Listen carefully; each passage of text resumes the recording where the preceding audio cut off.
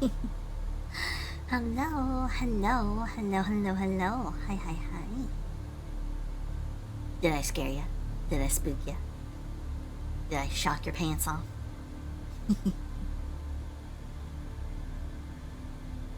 Well, don't be in a rush to put them back on. Anyway. Alrighty. So, today I was planning on going back to the V-Holokini series. It's a lot easier when I already, have a fairly good idea of what I want to do and where I want to take things, so it should be okay. It's not my birthday yet. It's not my birthday yet.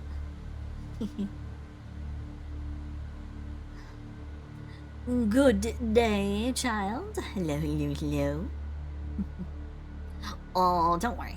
Don't worry. It's gonna be a thing. It's gonna be a thing. I'm gonna make a big old thing on the 30th, and it's gonna be starting at noon my time. That way, people from other time zones will be able to jump on in. Start at noon and go all the way till, real dang late. Real dang late.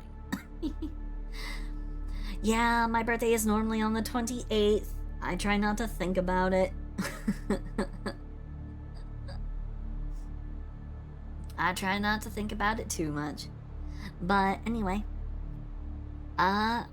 So let's go ahead and get ourselves to the... Yeah, I'm a professional streamer, I promise. Okay, there we go.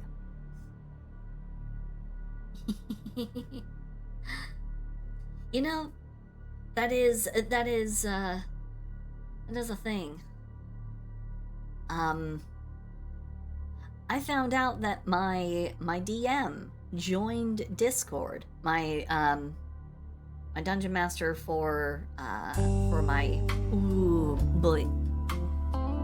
Listless, so early in the stream that you want some particular attention, some nice, warm, soft words whispered at you.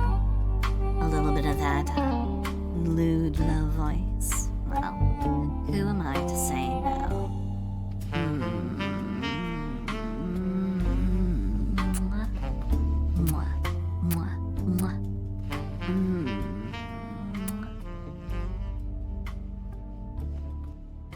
Oh, I'm sorry that you've been having a rough day. I'm sorry. Well, I hope that I am able to give you at least, some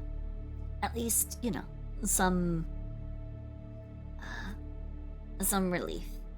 And Zam, you're not bothering me too much. I saw that you, decided to, whisk somebody else away and pull them into a round or three of gunfire. Yeah. You don't say it often or lightly, you're gonna TTS it. Oh no.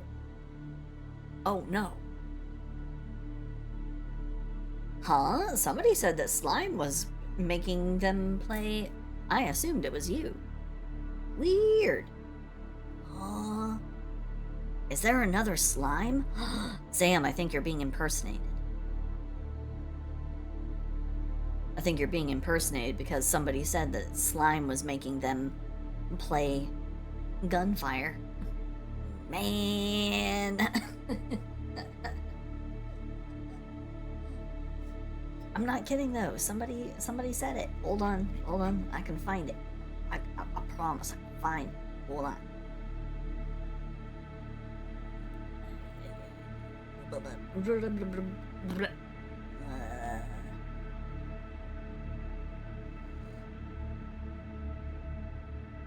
Yeah, Fina. Fina was being pulled into Gunfire Reborn, and they said slime. So it must be a different slime. Silcy, I absolutely love and adore you. We all know this at this point. But, what I rarely say, and never lightly, is the fact that even your presence alone, rather it be just me seeing you post on Twitter be Sky, or seeing the notification that you went live, makes my day infinitely times better. Listless. You can't do that at the start of the stream. You can't do that. That's cheating. That's cheating. You're a cheater. You're not allowed to do that at the start of the stream. Well, I'm glad that I'm able to at least help your day be a little bit okay. I'm sorry. I'm sorry if anyone is having a not good time. And I will do my best to help everybody have a better day. There's not much I can do, but I will do what I can.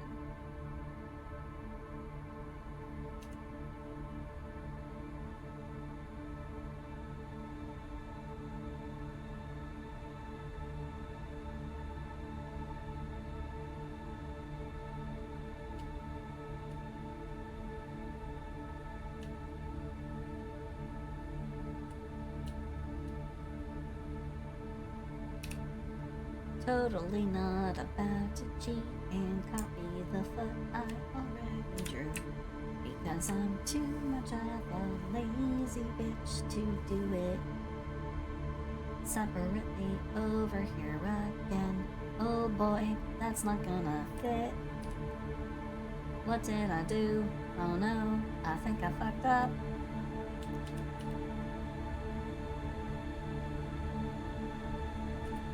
Foreshortening to the rescue, do. Hiding my mistakes, yay. I love to hide my mistakes behind foreshortened perspective. And nobody knows that I'm a fuck up. Hold the fuck up. It's me, I'm the fuck up, so hold me up. Oh boy. Okay, I'm just gonna erase this whole leg and I'm gonna copy pasta. This is so soony. I hate how it's turning out. Okay.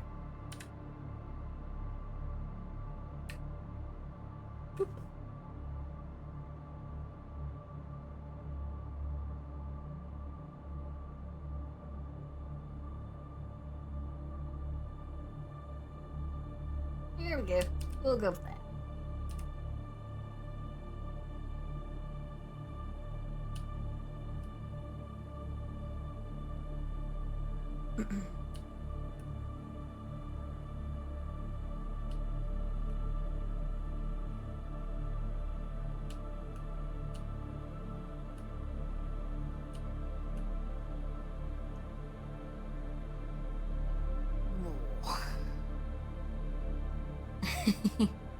I am glad that you are having a good time with your new brush. Sometimes it's the weirdest things that can get us back into doing art, you know? It's like, ooh, I found this brush setting. I drink and I know things. This brush setting that allows me to do all the things I want to do.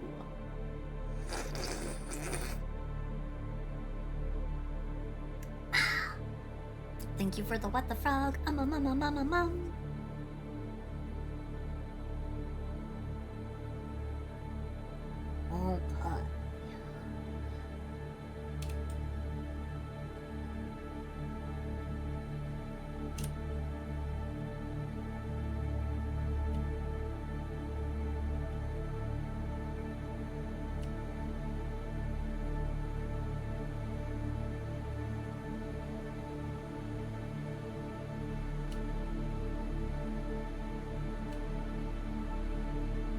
Now, for anyone who might be asking, we're currently doing Marshmallow Bunny. That is who is currently getting the Holokini treatment.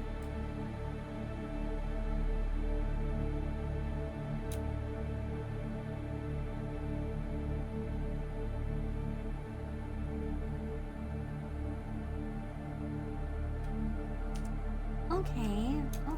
I'm sorry that you're not feeling all that great, Zamzam. I'm sorry. Well, hey, if you want to talk about it, you know my DMs are always open, so you can always message me, okay? If something is bugging you, there's no need for you to bottle it all up. You can message me anytime. 'Cause you are my friend. And I don't want you to be in a bad way by yourself.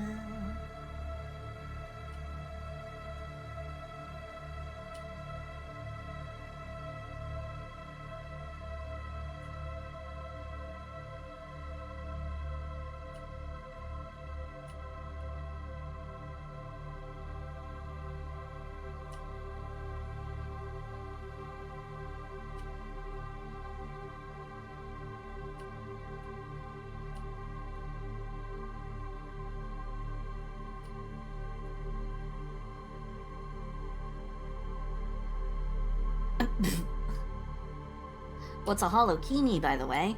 It's exactly what it sounds like. It is a bikini that is made out of holographic fabric. Not a hologram, it's holographic. I could swear that I've explained it. But, okay. And as for the Holokini project is open to any and all my friends who are VTubers, who might be okay with being put in said style of bikini. All you gotta do is have a model. All you have to do is be a VTuber, having a model, send me a reference image, and share the post about the Holokini on Blue Sky. Also, you gotta follow me on Blue Sky. So, those are the only real requirements. And thank you for the sub, Sam Ninja. Thank you.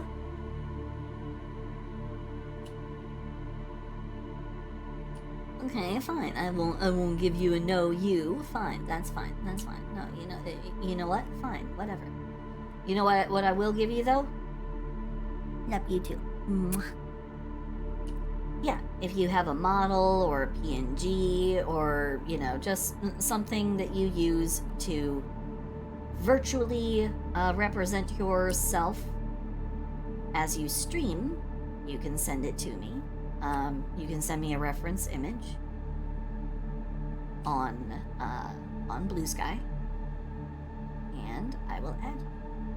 I've already got a bunch of people on here. How many people do I have on here? I think I had like 28 last time I checked. Let me count one more time. So we're gonna go through the count. We've got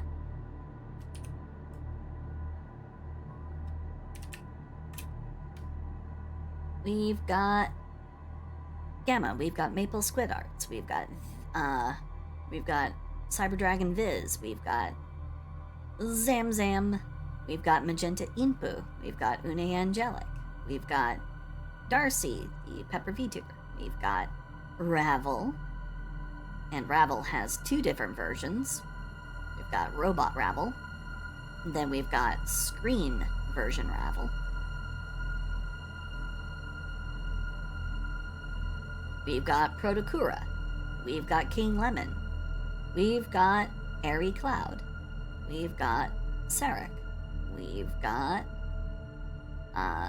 Thigh Pick Dealer Fox, we've got Polyanthera, we've got Cheese the Girl, we've got Siege Barista, we've got Jaraki, we've got Tibby Moth, we have Nuts VTuber, and we have Nuts the VTuber, we have Marshmallow Bunny,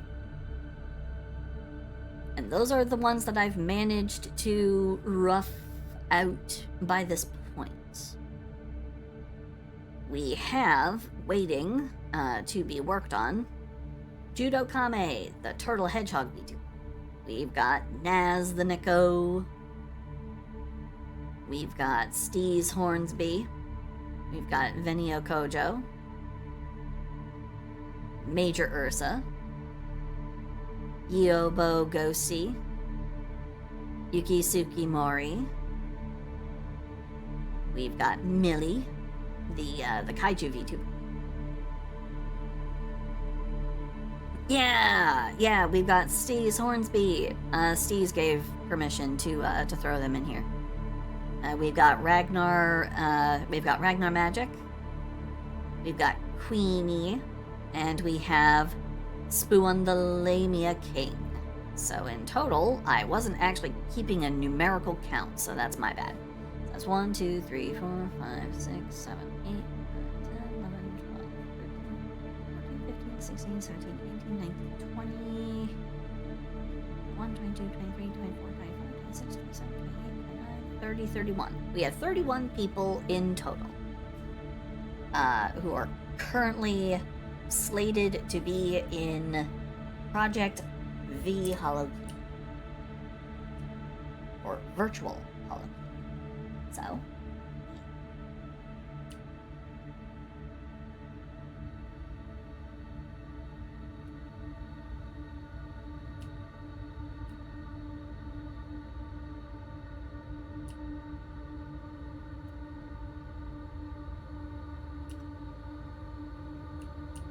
oh boy, there are a lot of helicopters and bullshit flying overhead these days. For like the last 3 days, it's been next to non-stop helicopter action. It's been really disruptive. That and internet has been bullshit lately. So that's one of the big reasons why I haven't been streaming more recently. So that is very much on me. For not making an effort beyond, just like, my internet's pretty bad. It, keeps failing, dropping every couple of minutes. So, I will do my best to continue. Helicopter, you say? Well, sounds like they've got some major hip action going. For those who do not understand what the joke I'm making is, this is making the insinuation that it is someone windmilling and propelling their penis in circles, repeated circles in the air.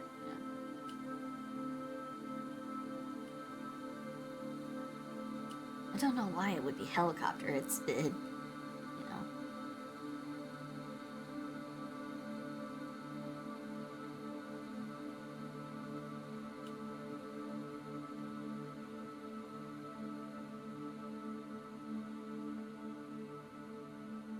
that doesn't make a whole lot of sense. It definitely makes more sense for it to be, like a windmill,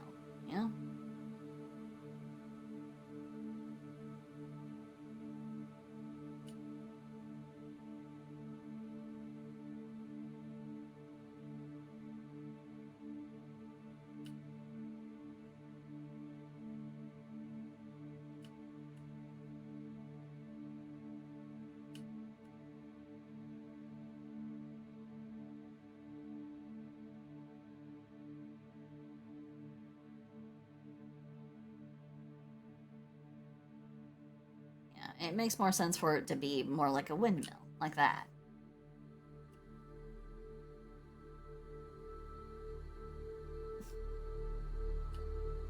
Oh no, not the blindness. Oh no, the blindness. Yeah. Sometimes things get referred to here rather bluntly and upfront. I don't always dance around word choice. Not always to my benefit, but, I've yet to get banned. So, there we go. Oh, not the best choice to just kind of go, well, I haven't been banned yet, so we're just gonna keep on going with it. It is what it is.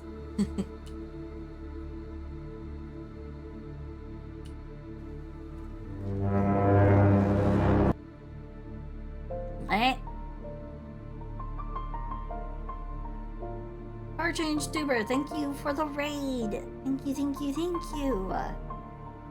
Hello, hello, hello, hello, hello.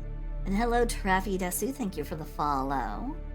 Thank you, thank you, thank you so much for the raid. I hope you had a good time. You were doing art. What kind of art were you doing? What kind of art were you up to?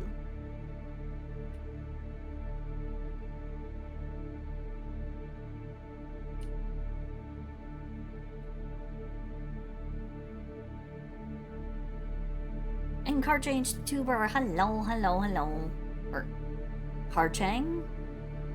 Car chang or car change or I am so sorry. I am all of the confusion in how to say your name. I am so sorry.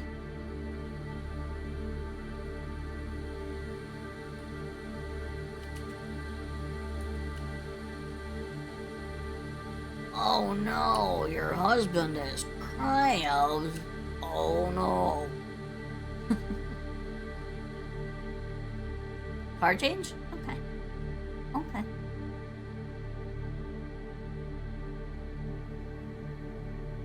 Ah, I see, I see. Well, I am always happy to have streamer couples come by. Thank you, thank you, thank you. For any who do not know, I am Silsey Starfrog, the star-loving cyborg dragon frog. And I'm just working on what I call the V-Holokini series, where I'm drawing fellow VTubers in... Well, pretty soon I will be drawing this fellow VTuber in a type of bikini, or like a specially themed bikini slash wetwear. So I have yet to decide on what the exact cut for this one will be, but I will be deciding that momentarily, actually, because it is about time.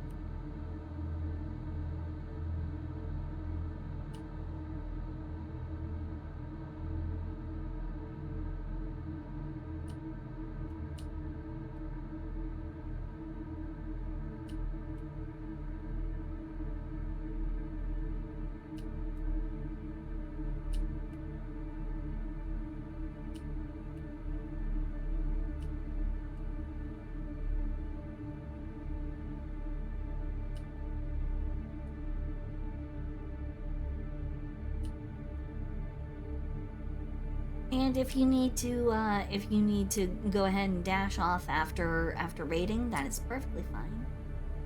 Do your post-stream care, eat, drink, go to the bathroom, take medication, overthrow a government, whatever you need to do.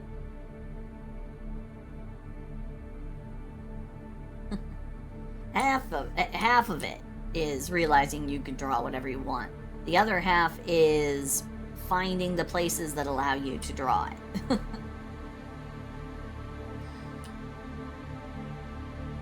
Because unfortunately, art becomes subject to the public's scrutiny and the public's opinion the moment you create it, so. Woo! Woo! Rapid spin! Okay. Yeah, man, Katie. Oh yes, I have a blue sky. Ba-ba-ba-ba-ba-ba. Let me go ahead and grab that for you, so you can find me on Blue Sky. Cause I don't have my Twitter anymore, cause I deleted that bullshit. Do. Oh no, she's stuck in the washing machine. Help me, stepbrother. I'm stuck in the dryer.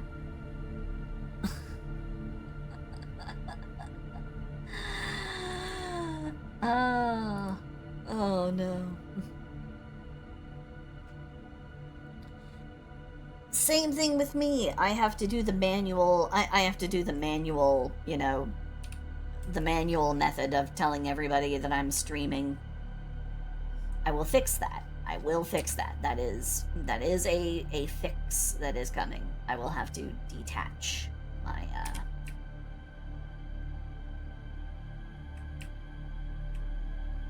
I will have to detach the whole thing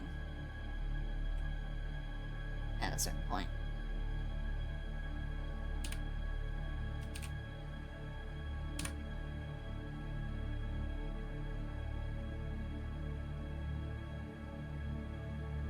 Okay. Close the dryer door. That might be a problem, given how they're stuck in there. Does no one want to help out their stepsis? Man, we just have a bunch of mean people who just wanna hurt and maim. What's wrong with everybody?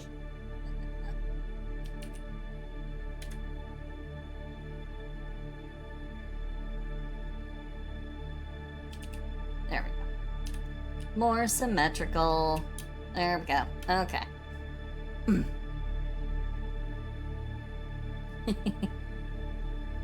Oh, Iridius, thank you for the stretch. Oh,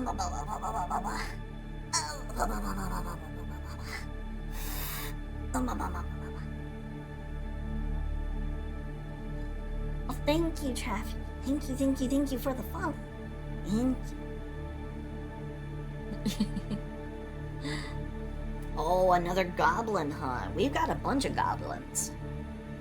And when I say we've got a bunch of goblins, I mean I've got a bunch of goblins, because I'm also like a D&D character artist, and I have made a whole bunch of goblins. I have like a whole entire menagerie of them. See? I've got a bunch of goblins. I do goblin art. I do a lot of goblins. I make bards, I make warlocks, I make fancy warlocks. I make paladins, barbarians, monk, cleric. I make bunches of goblins. Though the one that I did the most artwork of was the warlock. I did all kinds of saucy art.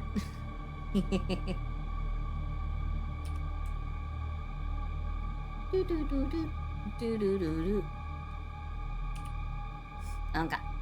Anyway, I don't want to get in trouble for showing that, but...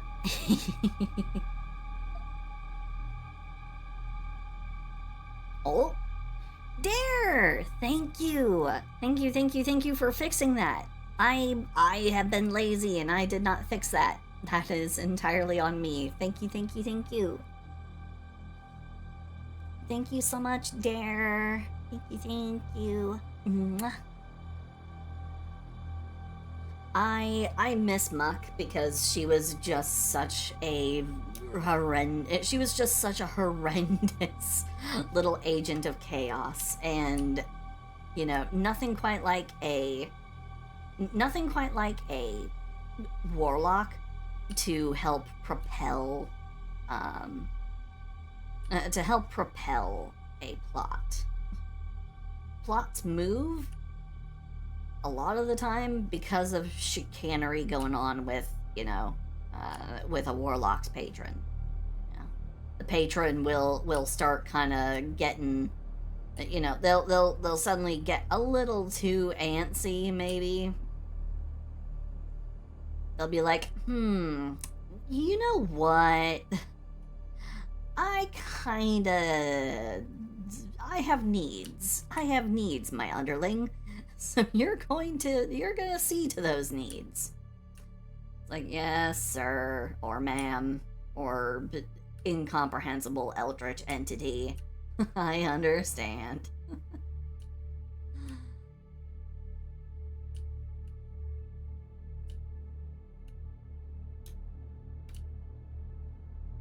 Okay.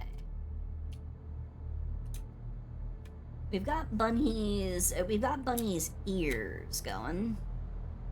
So I don't think we really need to fudge with bunny ears at the moment. Got that solved.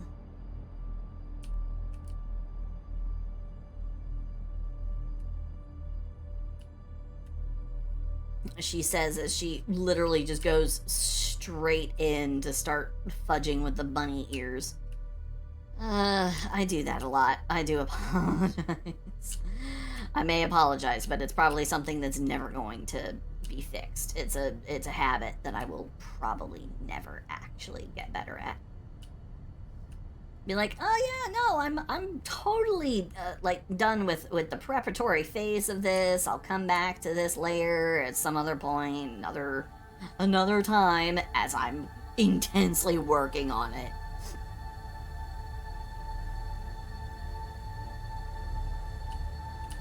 And people have to be like, Dragon Frog, back away from the stylus. Get away. Back away. We will use force. And I'm like, no, I will not. You'll never make me stop.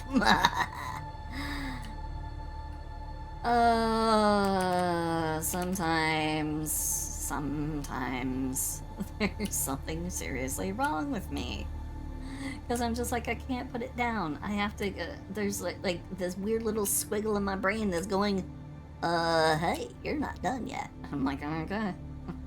I know better than to argue.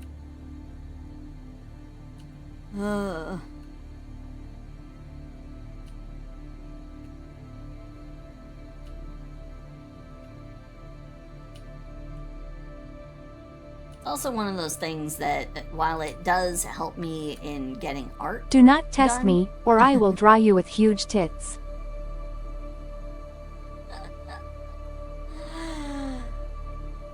Oh, threat or promise?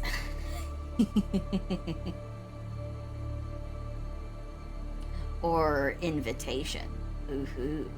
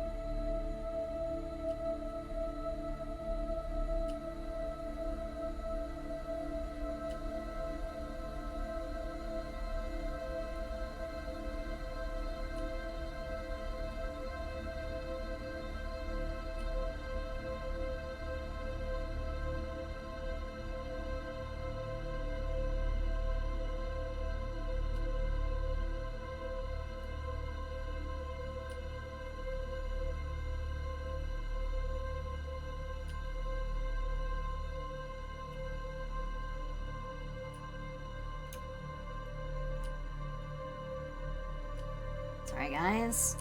Also, another thing that happens that is a bad habit of mine, when I get into a sort of a focus state, I get very quiet, so. And before anyone says, well, yeah, when you focus, you kind of get quiet, that's like a normal thing. I'm also supposed to be talking because I'm a tuber. I'm a tuba.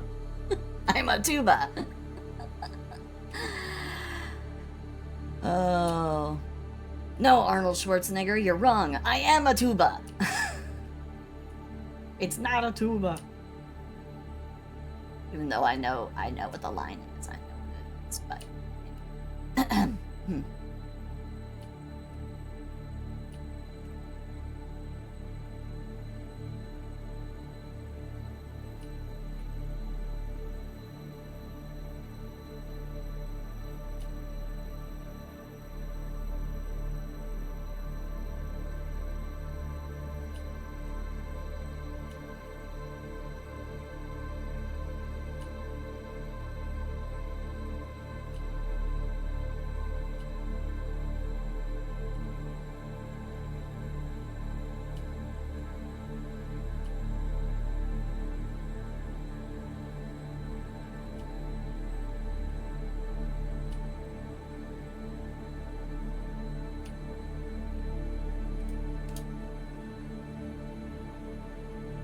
There we go. I think that should do. Okay.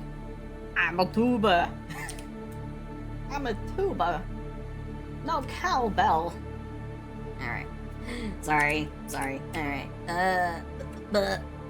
Alright, now that we've got that palette swatch on there.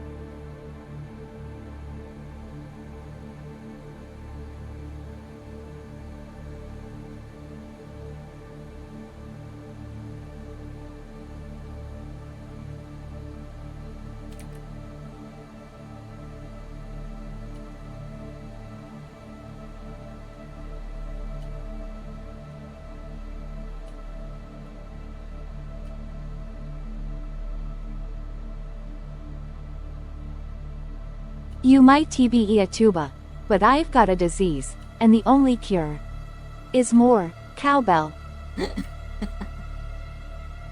I knew that it was coming. I just was wondering who it was who was going to do it. Who was going to drop the hammer.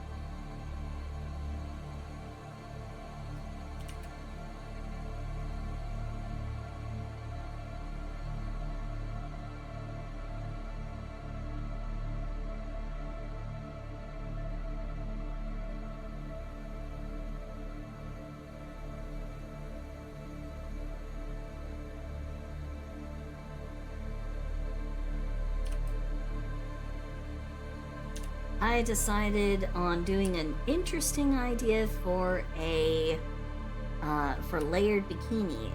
First bikini is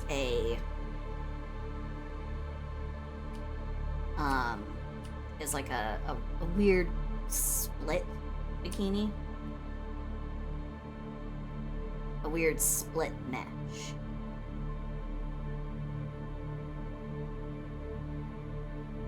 Then underneath that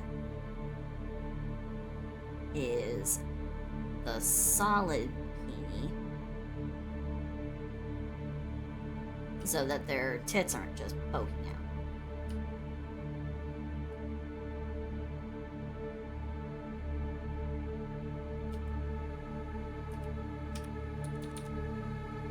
I guess would be better represented like that,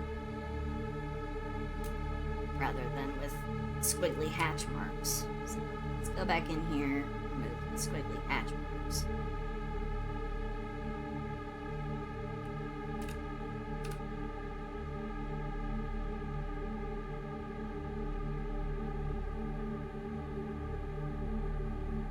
It's not like these have to be perfect because these are just placeholders for when I get around to this area in the future, but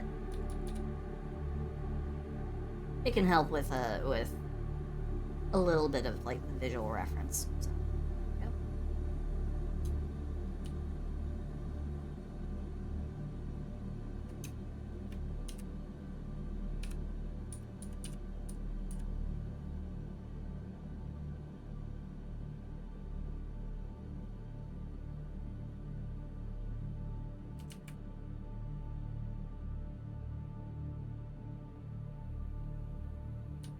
Is that what it's called? It's called a leaf bikini?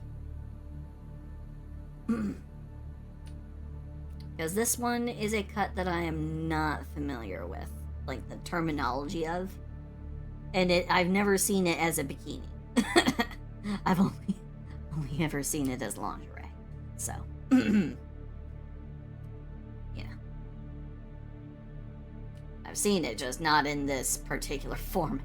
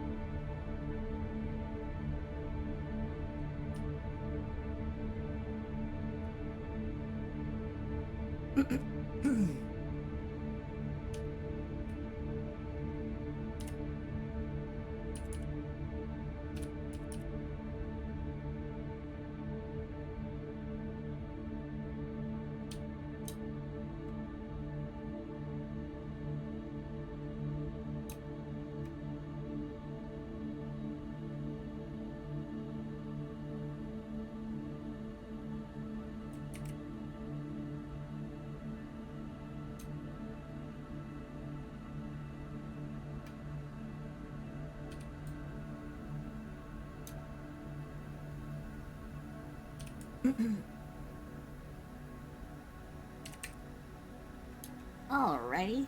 I think that should be...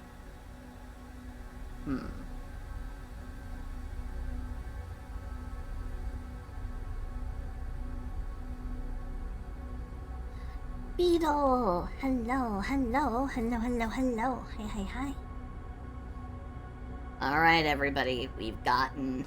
We have crossed the threshold. We are now at Judokame. Judokame didn't really intend to do it, but they basically issued a challenge to my lewd supremacy, my ability to ludify anything. I have ludified things not meant to have lewdness, things not meant to have tits.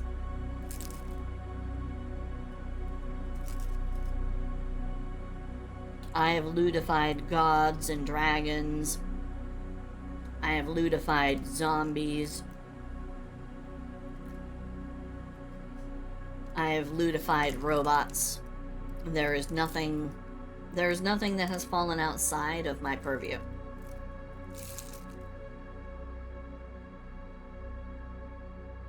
Dude, I could totally loot a crab. Are you kidding me? I played Cloud Meadow before. I know what to do.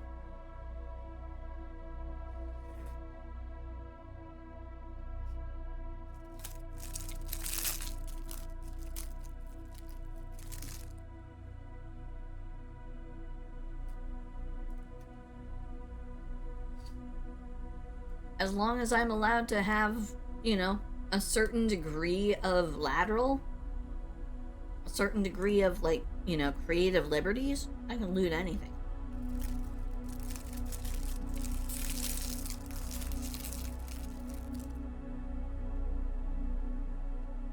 But I think for judo, I'm gonna do another two-parter. Because I want to do Judo's form here as we see it. And then I want to do a version with liberties taken.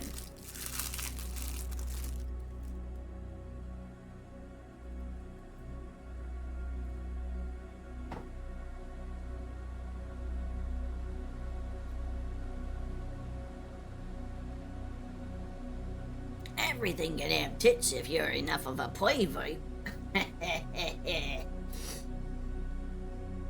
Yes, indeed. Yes, indeed, it can.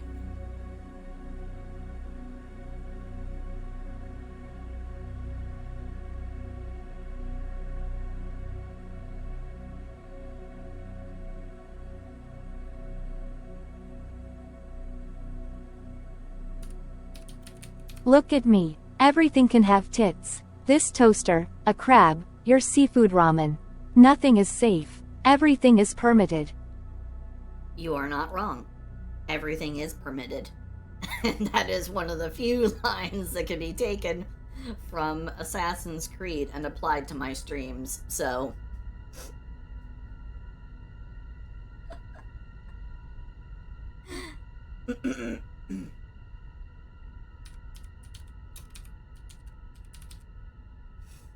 Alrighty, so here we go with the first...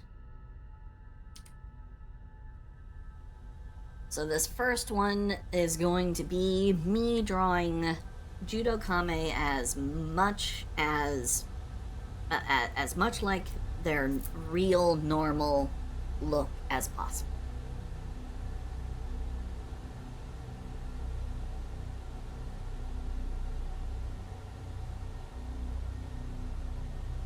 Which is also going to make the idea of the Holokini on top of the shell really hilarious.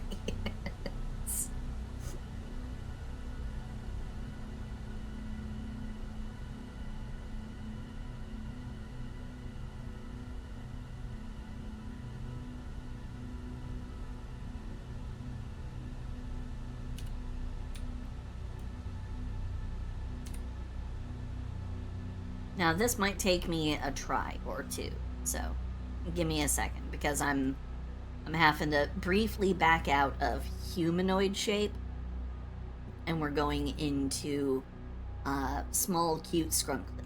So.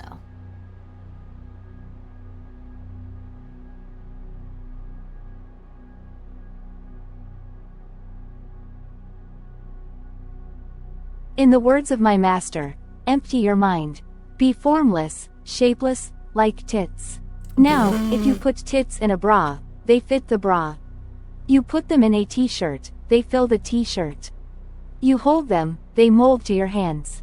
Tits can be big, small, round, or perked, but their essence stays the same. Be like boobs, my friend.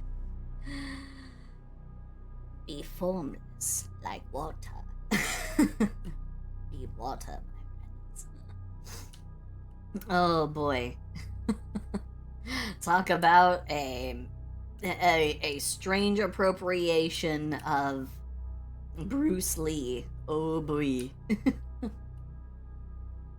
I mean, it couldn't be any worse than when they created a CG Bruce Lee to use as an advertising gimmick for, I forget what it was. I think it was supposed to be like some kind of alcohol or something. Which was fairly tasteless, given how the man died, so.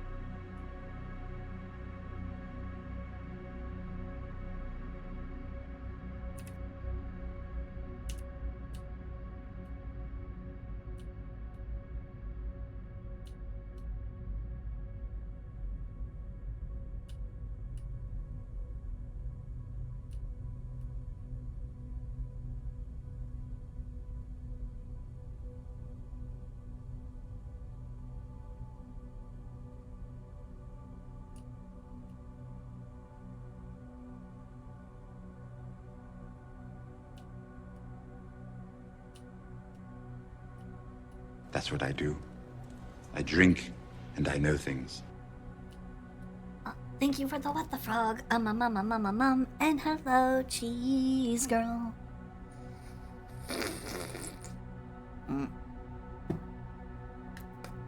How are you? I hope you are well.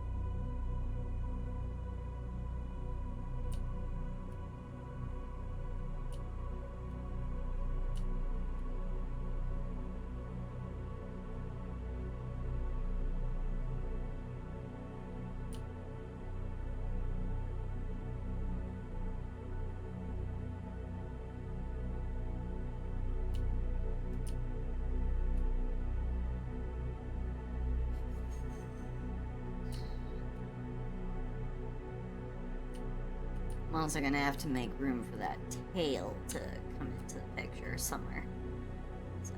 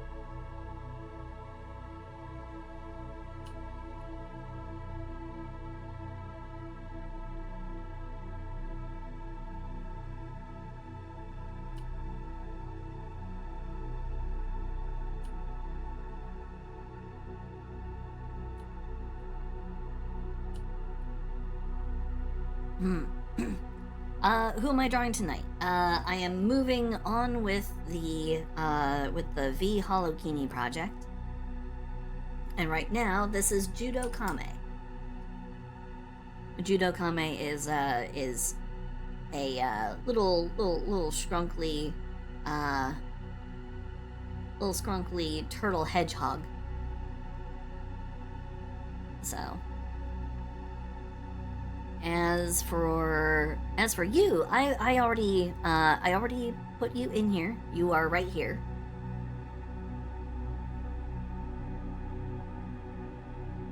I use your tail as a prop for the piece. So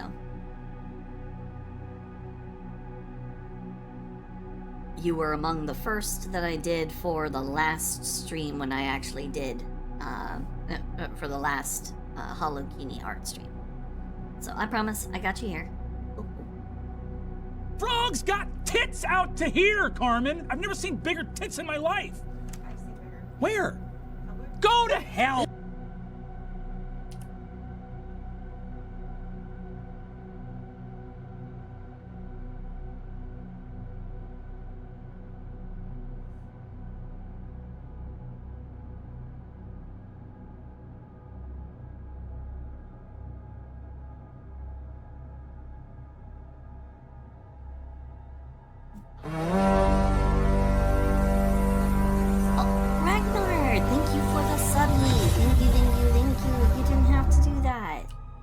So much. You didn't have to do that. Thank you. Thank you so much.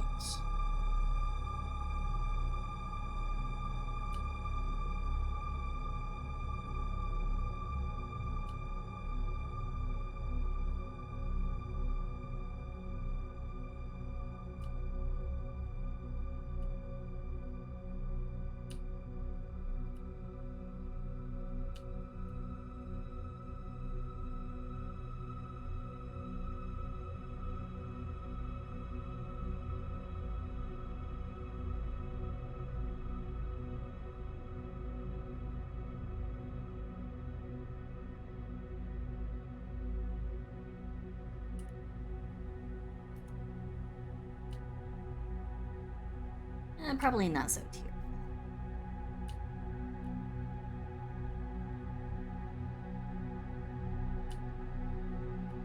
There we go.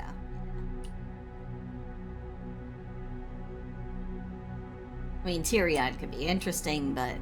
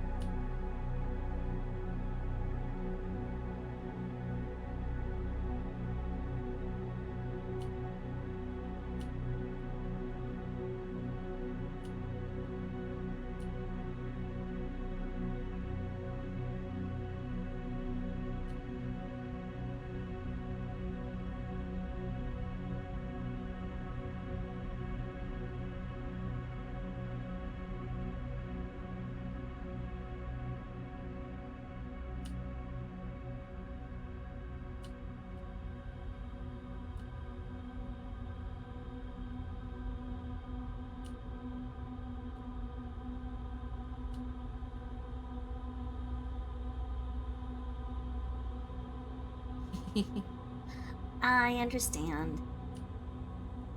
I understand. I'm glad though that you are able to drop by and visit. I'm always happy to have you here. Thank you, thank you, thank you.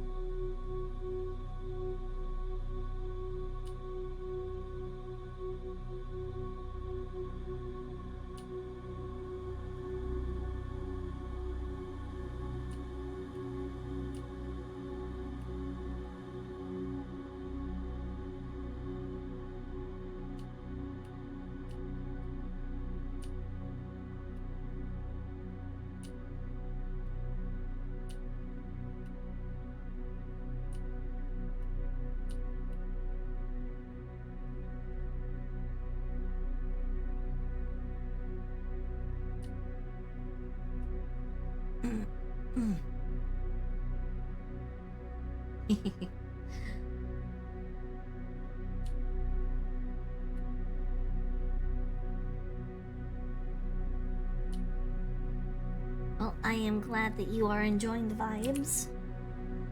I always strive to make my streams at least have a welcoming vibe.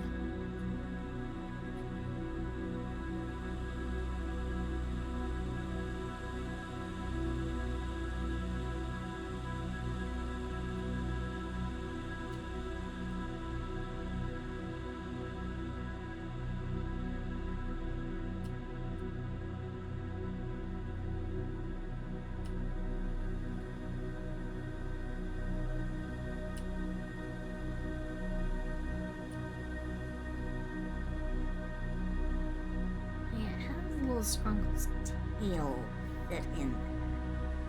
I'm gonna guess it's about here. So.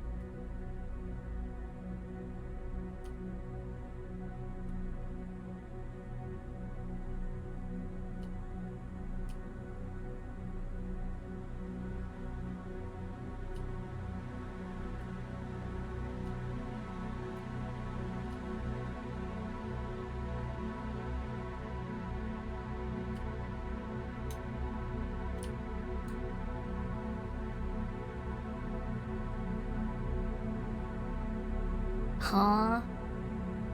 Why is Traffy gonna fry me? Am I in trouble? Why? What did I do? I'm just a little creature.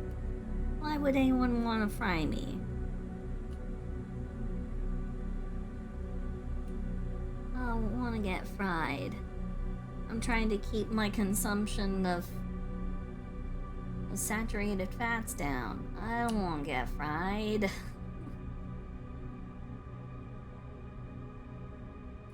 Not to mention, oil burns. I don't like that. Ouch. Ouch.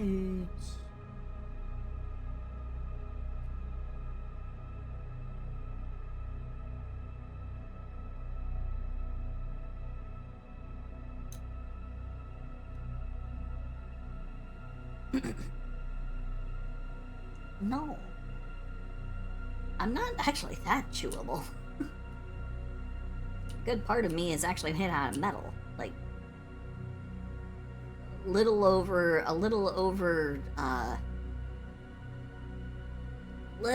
just a tiny bit over 60% of what you see is metal. So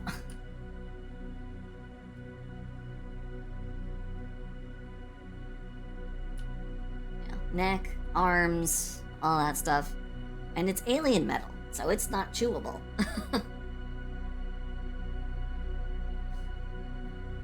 No, what I'm saying is it's not edible. It's not chewable. Plus frog is somewhat poisonous. So this frog is somewhat poisonous if consumed.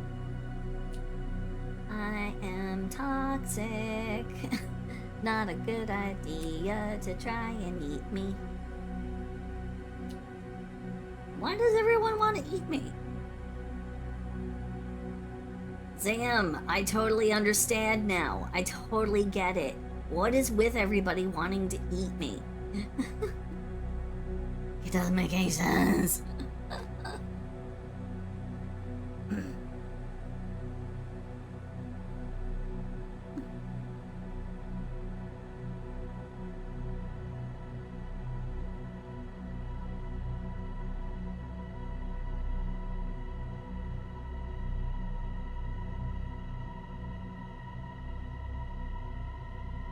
Well, I understood it a little bit beforehand because people kept wanting to lick the frog, and then I managed to discourage people enough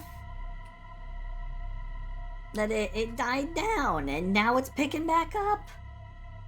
And now people are just wanting to straight up eat. Not just lick, eat.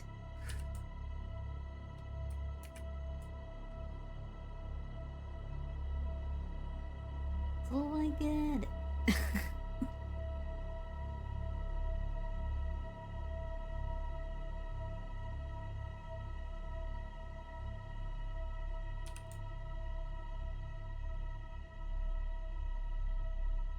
And I still have a high perception. I may not have a very high intelligence, but I do have a high wisdom score. Y'all aren't getting away with it today.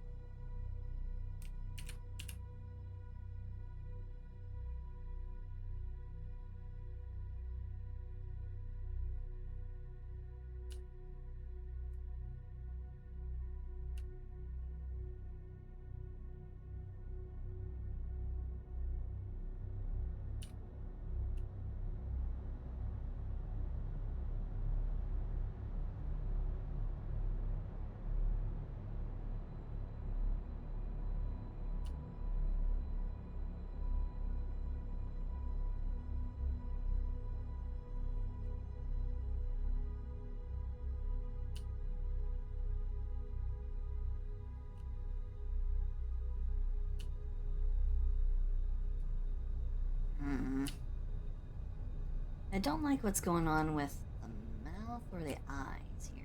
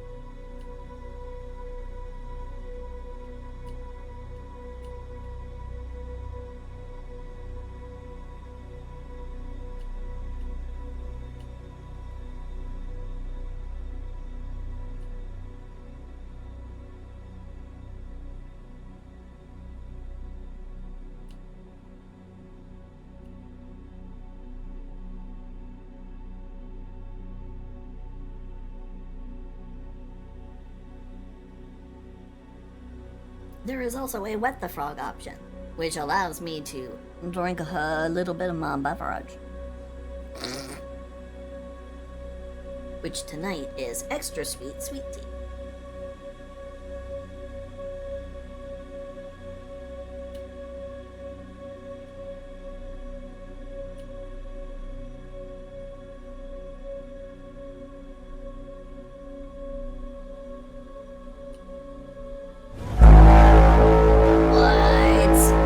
Who wants my attention? Oh god. I'm sorry. Oh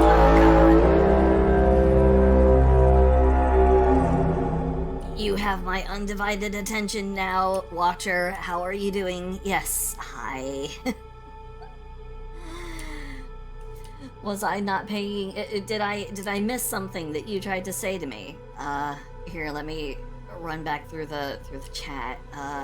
Okay, give me a second.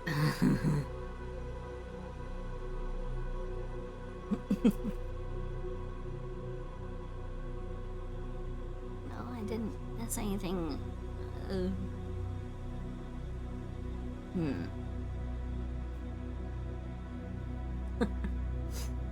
Yes, that is the redeem for if I miss something in chat, like if you're trying to ask me something and I just go and I seemingly completely ignore your query. That is a way that you can get me to pay attention to you. That is what it's for.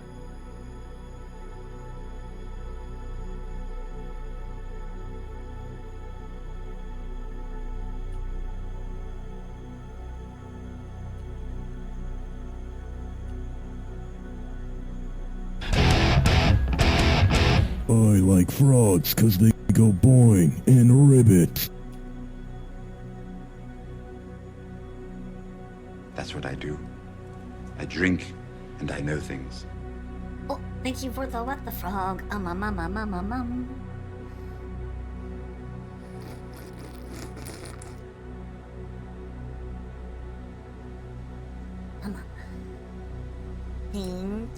Thank you for the what?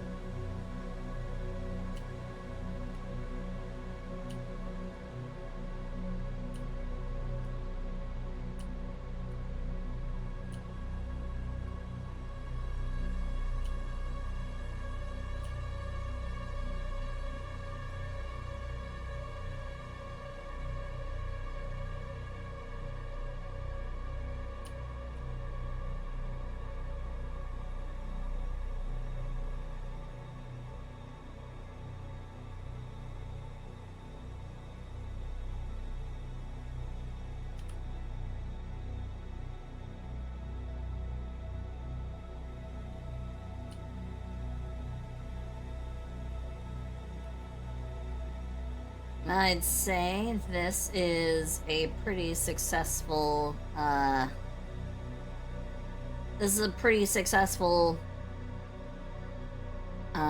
ludifying of an individual who claimed they didn't believe I could do it. I realize it was a bait. I knew from the beginning that it was bait, but my pride as a lewd artist could not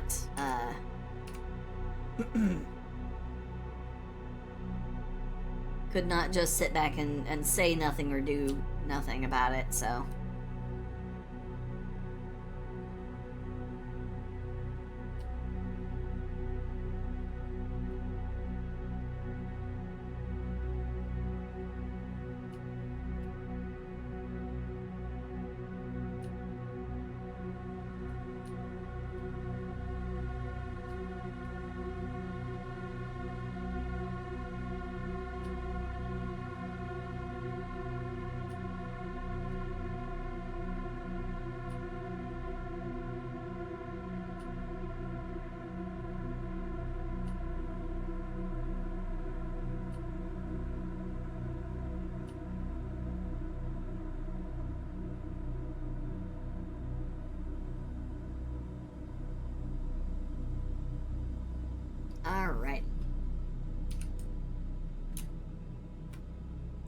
I'd say that's a pretty faithful.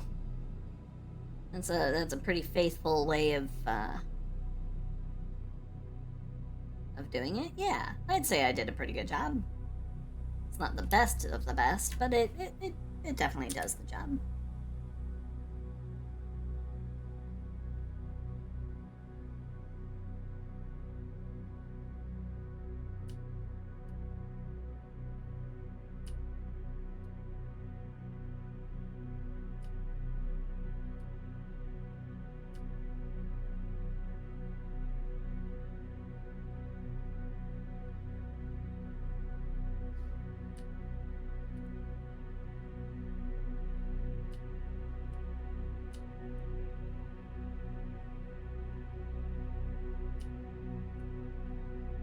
Alright.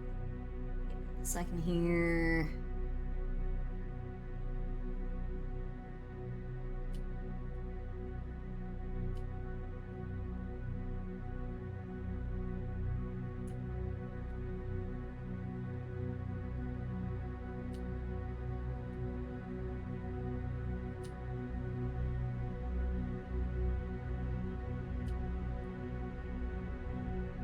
Okay. I think that should about do it. Yeah, I'm okay with this. Alrighty. Now... a watcher. Actually, the fun thing about lootifications and the more basic, art streams that I do, I will do art of people who are members of the community for free. My lootification days are days where I take the OCs of people who post them in the Discord channel.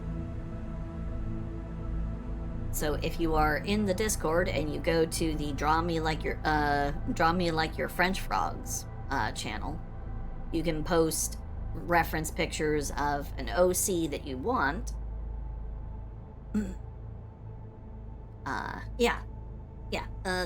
That's exactly it. Lootifications are free, and the V-Holokini is also free, but it is for VTubers only.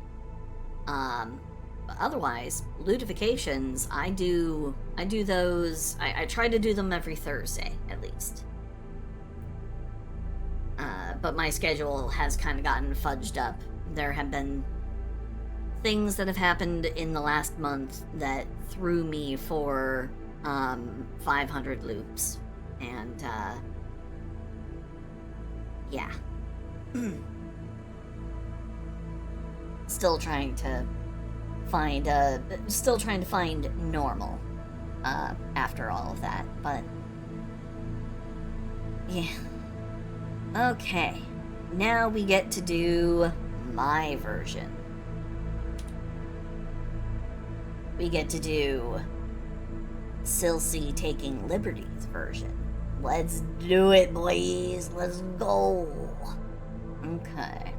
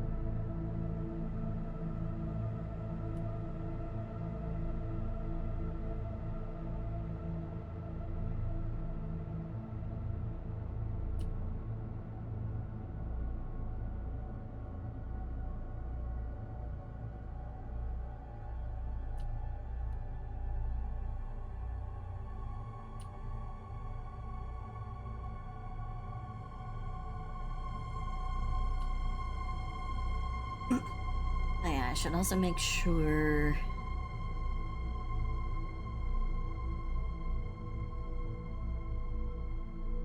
Okay. So, no, I don't need to worry.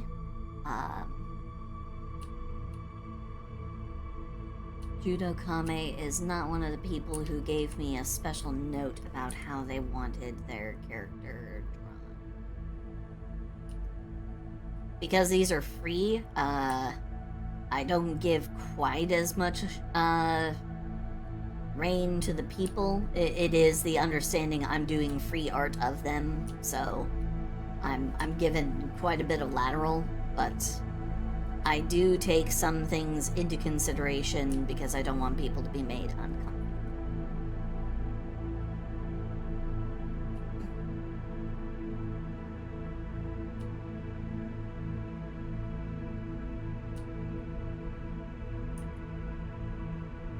So, certain things I will absolutely listen to. Other times I'll be like, are you sure about that? Ruben! You did not have to gift some. I gifted some. You did not have to do that. Ruben! You dangerous bean. Someone needs to take your wallet from you. And I'm not saying that it should be me. I'm just saying someone needs to take your wallet from you. You shouldn't do such irresponsible things. Thank you. Thank you, thank you, thank you. You didn't have to do that. You ridiculous bean.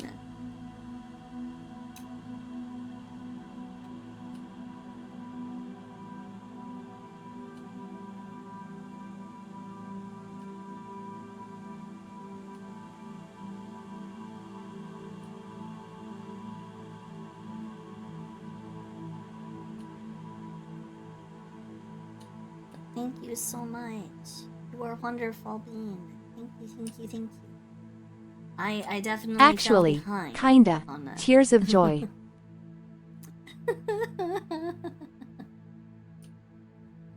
You are okay, you are officially too dangerous with your wallet. Oh, you do not have to do anything more. Thank you so much. Thank you, thank you, thank you.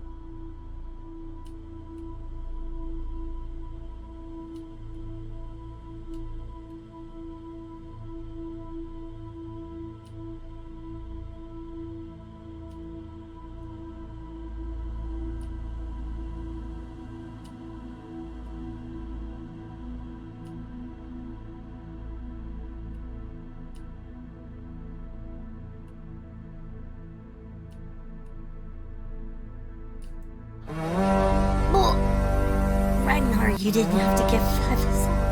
Oh, you guys, I'm not doing anything though. I didn't do anything to deserve that though. Thank you. Oh my god.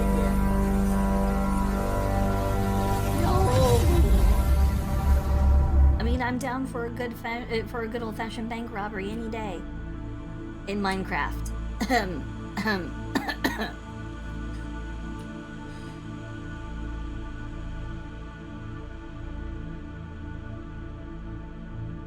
Thank you so much, Ragnar. You didn't have to do that, though. Thank you. Thank you, thank you.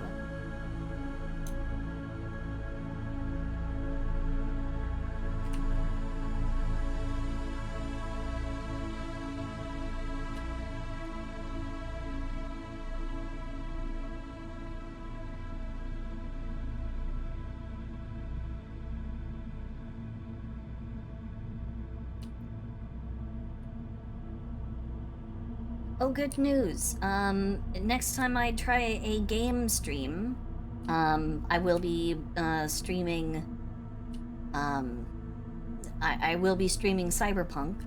I got my controller to work. I discovered what the problem was, and it was so profoundly stupid it made me mad. But I figured out what the problem was. So, I'll be able to play, I will be able to play the game next time, with fewer problems.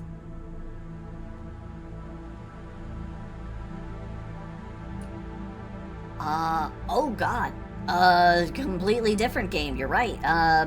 on the 9th, I will be playing the very first session of my my new D&D campaign. Oh, that's something fun that I can talk about, if you guys are willing to listen. Because I'm super excited for it, and I rarely... When I get super excited about a character that I have created for Dungeons & Dragons, if I'm talking about them all the time, or if I'm like, I would love to actually talk about, I would love to talk about my lore with you. Or if I, like, obsess over drawing them all the time, it's a pretty good indicator that, the character is quite special to me. So. But I understand if you guys don't want to, hear about it. That is perfectly fine. It is, after all, it can sometimes be really, really hard to, you know, relate to somebody who's going on and on and on and on about a Dungeons & Dragons character that they've made recently. So I know that sometimes people could just be like, yeah,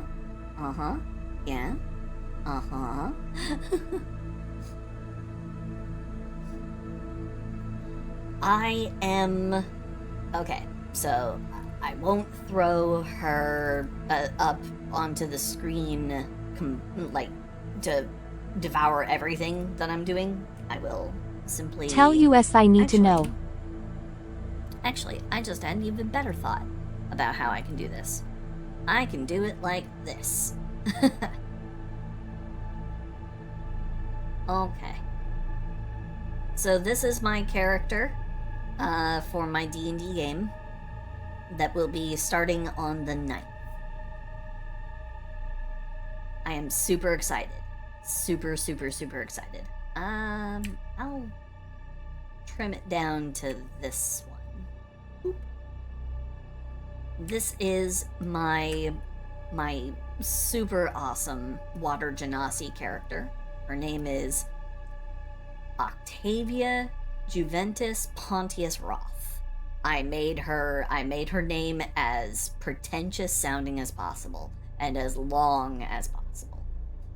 Yes, your eyes do not deceive you. She is in fact unreasonably large in the upper proportions. The reason why she does not snap at the spine is because of her essence of being a Water Genasi.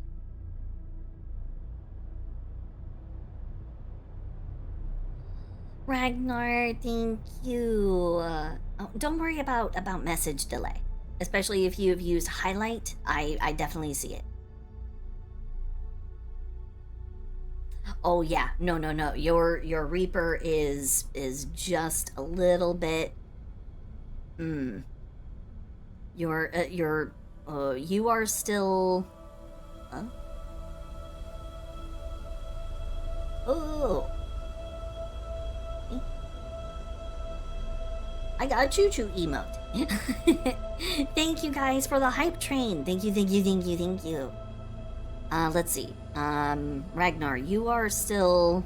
Ooh, boy. Okay, I'm gonna try and power through, this explanation first. So, this is the character. I will minimize her on the screen so then I can continue working on art, and you guys can still look at her.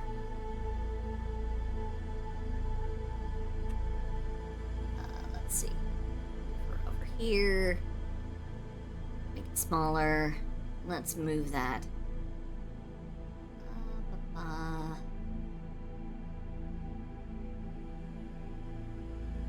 Underneath the chat box. There we go. She's just peeking out from behind. That way I can still come in here and I can work on the art. So, Octavia she is my most recent character creation. I became so completely obsessed with her the moment I was like, I want to play... Because originally I was supposed to play Big Mammoth Girl. And then I pulled the Ultimate Betrayal on my DM, and I was like, You know, I think I want to change characters before we start the campaign.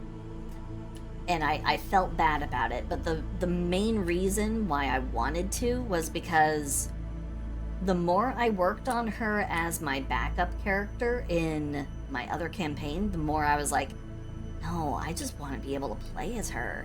I don't want her to just be a backup. I want her to be full-fledged. I want her to be,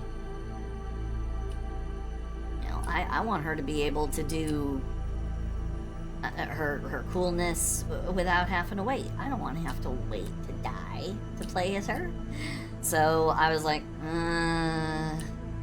it's still early on in the other camp. We haven't even started the other one. The one that's gonna be in the wintry lands. Frozen, frigid, like ice-locked, frost-punky style, middle of nowhere kind of outpost town, I think. That's my understanding of the general setting of where we're gonna start off. And I was like, I really want to play a character who is a little bit on the evil-ish side. And not like Vess. Vess is my other character who was lawful evil. I think she's going to get reworked into the secret BBEG. I might have screwed the whole entire group over by creating the secret BBEG. So, I apologize in advance. But she legitimately wanted to become, like, Empress of the world. That was Vess's motivation. But it became hard for me to, like, wrap my head around that level of ambition, even for roleplay. I was like, I mean, I can put on ambition as like a skin. It's not that hard because I have a lot of ambitious ideas just naturally as a person. I'm not nearly talented enough to make them all happen, but I'm certainly ambitious enough. And I was like, how can I scale it down, you know, from, you know, here's how I visualized it in my head.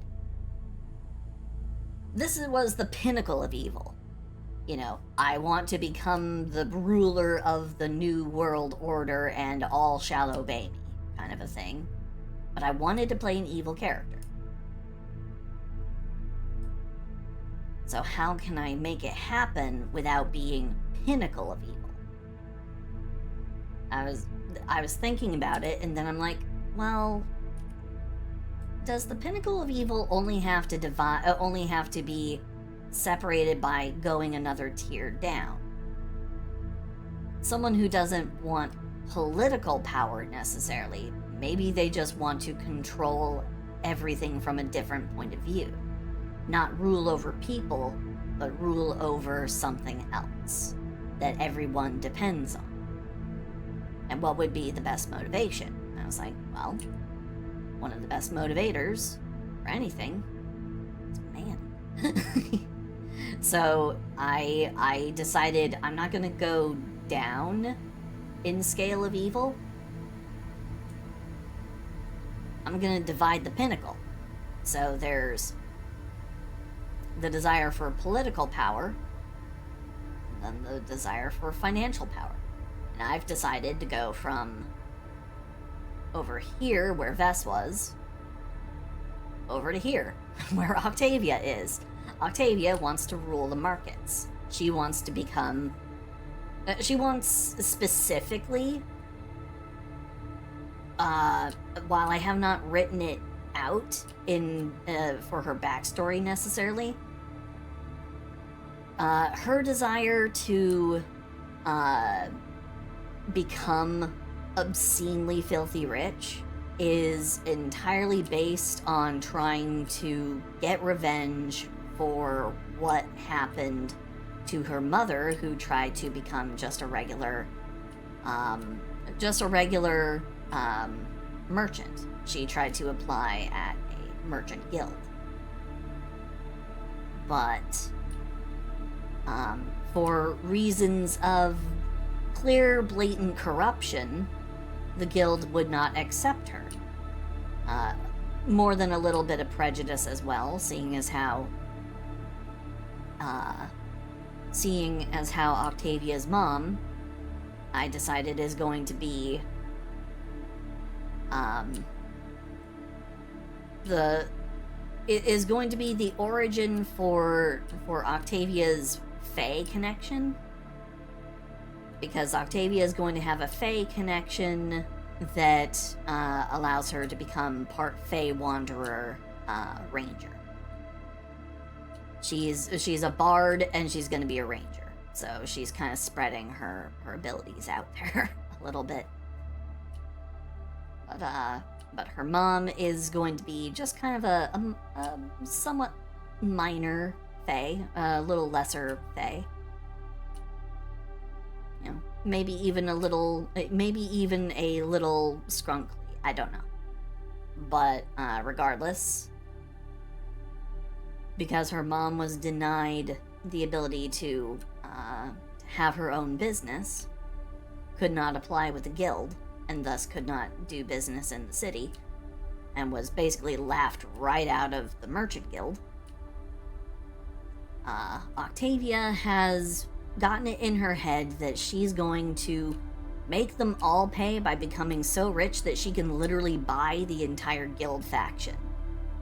From the foundations to the shingles. That is what she has planned to do. So she's going to buy the entirety of the guild hall. She's going to take over the entirety of the guild faction that rejected her mother. And then, when she has bought it, she's going to liquidate everything. She's going to buy it, and then she's going to literally sell it just to rub it in. And she's going to give her mother every single coin that she earns from selling the entirety of the merchant faction. That is her ultimate goal. She wants to become rich enough to buy an entire merchant guild faction, just to be able to ruin it for everyone who's involved in it, and then give her mom the proceeds. She doesn't even care if she ends up losing money. She just wants to make a point. It is purely about, you disrespected my family in the arena of business, and now I'm going to make you deeply regret it. So, that's her primary motivator. But she is lawful evil. She will do whatever it takes to make money. But she doesn't do it cruelly. Like, she's not going to abuse her employees or anything. And she runs a cannery. She is actually she's actually very nice to her employees, because she understands that happy employees are more inclined to continue working long hours, especially if you compensate them. So increased productivity means more product, which you can then sell. Or, because everything where she is like frozen, she also stores it, so as to be able to control the supply.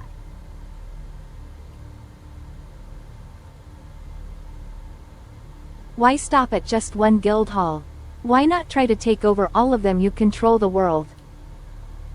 Again, she doesn't want to necessarily control all the world, because that ends up becoming a lot of additional, responsibilities.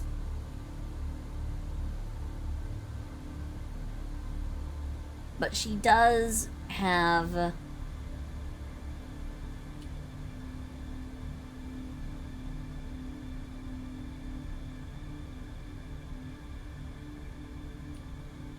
Sorry. Every single time I try to do the mirroring of like a little, you know, little curly cloud thing, for some weird reason, my brain hates mirroring that kind of thing. You know, taking this and then doing the opposite over here. I don't know why. It is the weirdest thing in the world. It's like, it's not very hard. What, brain, why do you have such trouble? That's not an answer. That's also not an answer. Could you put that in writing so then I can file charges against you for being a traitor? Traitor brain. I'm Swedish chef.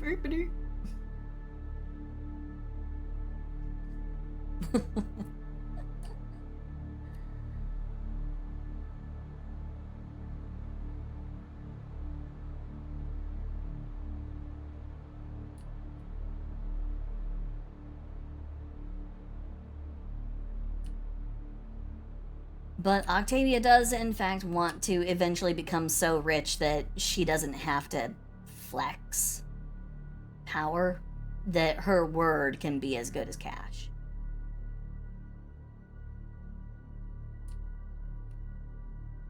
She wants that kind of obscene wealth, where she can just say something. And people will be like, yes, of course, yeah. No, sure, the whole entire place is yours. You just bought an entire castle. Oh no, we don't need to see your checkbook. We don't need anything up front. We know you're good for it. It's like, damn, Skippy.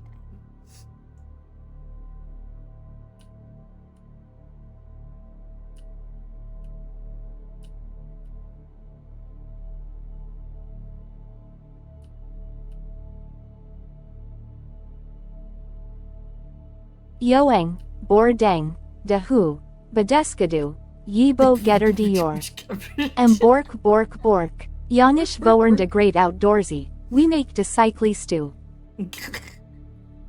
You're the bird, the best of me, the girl. Yep, bird, girl, do your bark. Youngest Boern de Great Outdoorsy, we make my silsy stew. You're not making silsy stew, not out of me, not today! I shan't be consumed in a soup. I don't even like soup. Which is actually a lie. I like soup. I like soup. What do you mean you're at soup? I mean I'm at soup. Why are you trying to buy shoes at the soup store? Fuck you!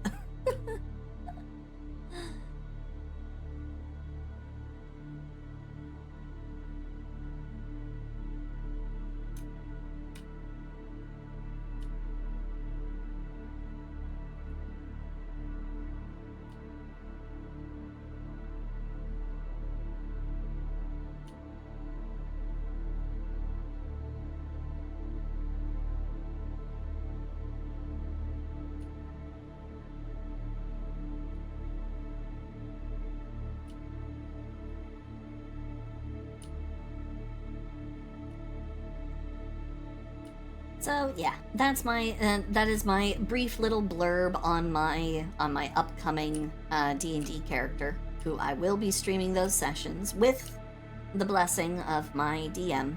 Again, I promise I will devote all of my attention to the game and not try to parse my focus between the game and the stream. So it does mean that I will be 100% focused on playing the game to anyone who does show up for those streams. But, added little bit of fun, I end up doing all of the map art and map management for the campaign, which includes drawing a whole bunch of funny little icons. I get to have fun representing characters in you know, interesting little graphical ways. So, Manalas, okay, thank you for the lurk. Thank you. But people will get to see the fun, quirkiness that is my notation on the map.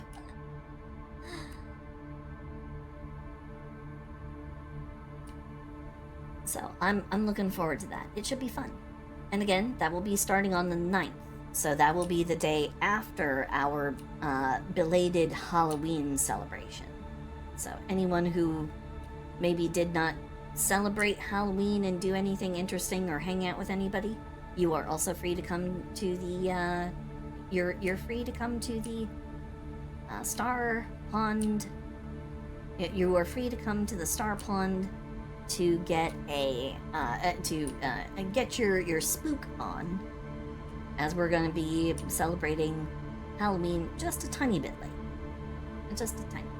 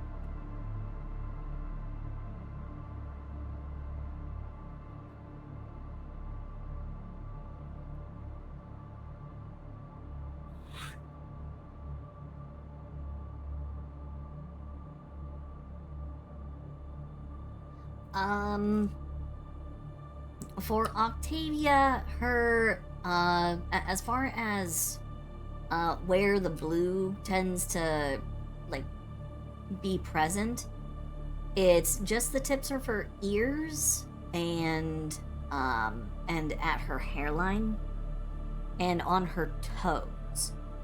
Nowhere else. But anywhere that would normally be kind of a more warm color is definitely desaturated.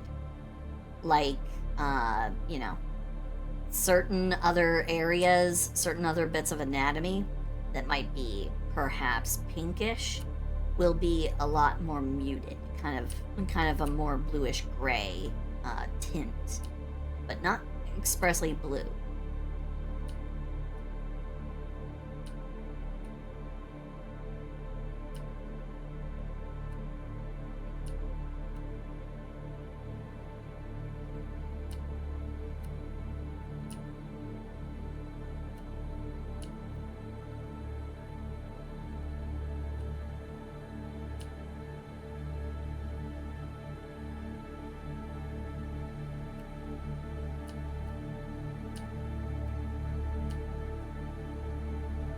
Not even her fingertips are actually like bluish.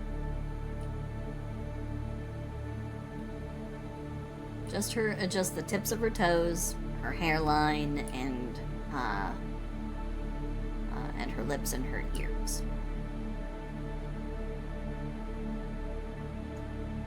You know nothing, Zam Snow.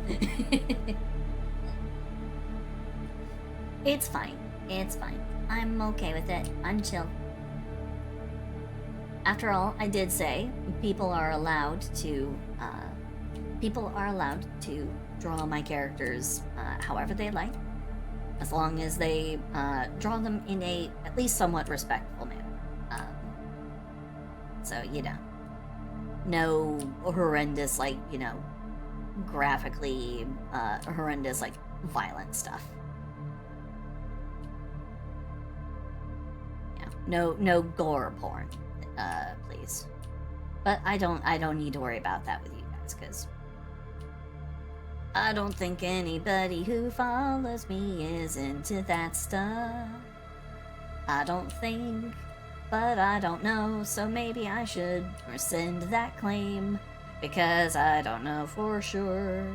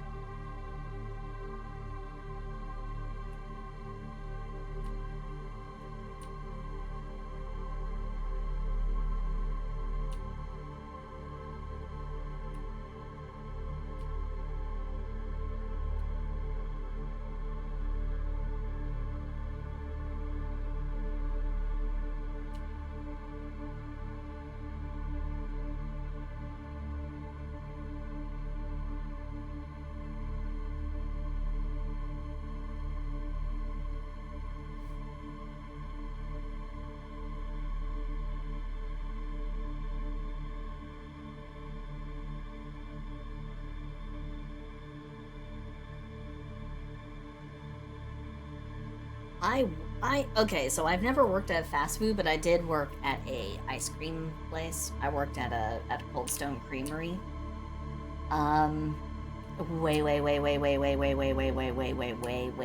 Way effing back in the day. Like, I think that was about 2007. I worked at a Cold Stone Creamery back in 2007. It was right next to a theater, and this was also in Southern California. So, you can imagine, San Diego, in the early mid 2000s. It was pretty warm. So there's really no shortage of people who wanted, ice cream back then.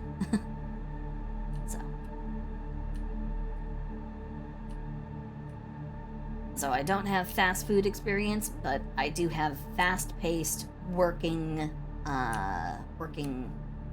ice cream. So I do have that experience. Not something I want to repeat either. It was not a great job. I did not make very much at that job. Cause minimum wage was still really low. And it hasn't gone up very far since then. So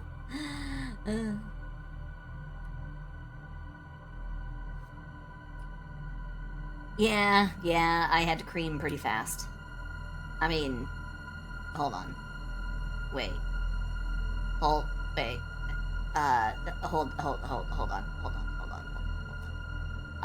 I had to fold ice cream on the big huge granite slab with little paddles, and I had to do it really fast. Okay, there we go.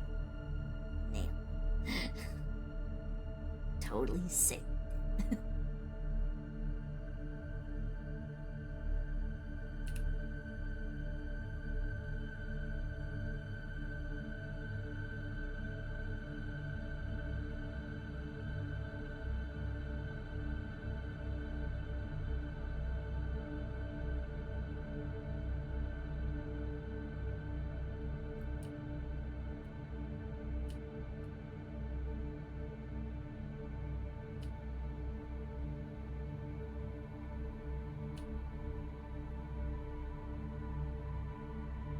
Wait, what creaming? Lol phrasing.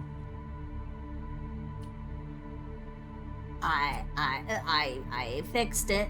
I had to go into the back. I had to go back into our freezer. I had to grab all the cream on the shelves, bring it back out, put it in tubs, then take that stuff and put it into a machine where it would get churned up, and you know, it was, oh god, it's been a while. I actually don't remember the full process. We had bags, like humongous bags, about the size of like compost bags, filled with all of the ice cream, like, flavoring. I remember there was a time when, for some weird reason, the power got tripped and we just had an entire storeroom of nothing but completely and totally useless ice cream, I guess, for lack of a better word, starter. It was just, it was terrible, because all of it had, like, melted and spoiled overnight because the power had gone out.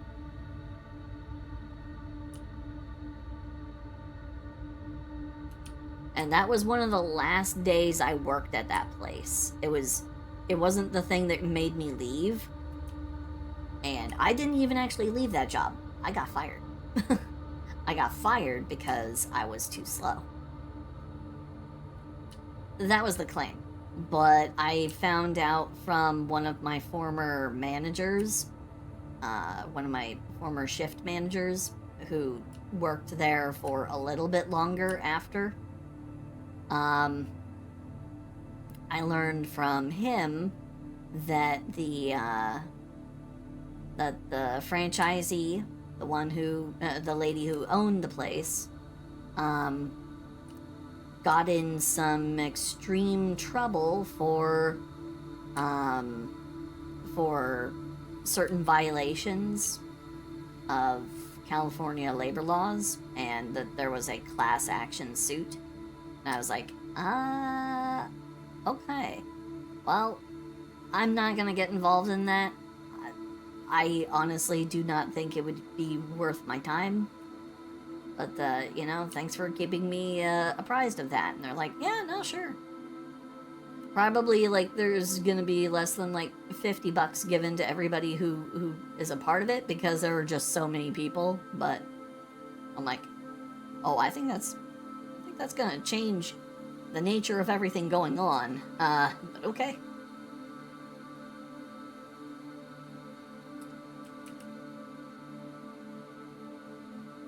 She ended up losing her franchise, so.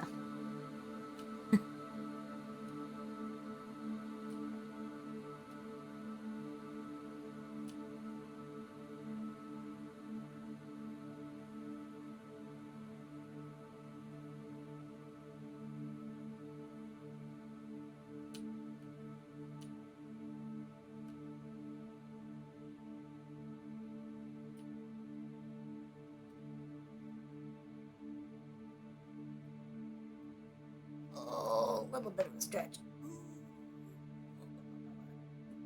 No, it was way before, acai berry became, like, a popular flavor all over the place. Because, again, I'm not kidding you when I say this was back in 2007. I recall that acai became, like, a big thing, like, all over the place a little bit after that. Like, that was in like the 2010s when that started really popping off, because everyone liked how it went with chocolate. I remember that's where it started.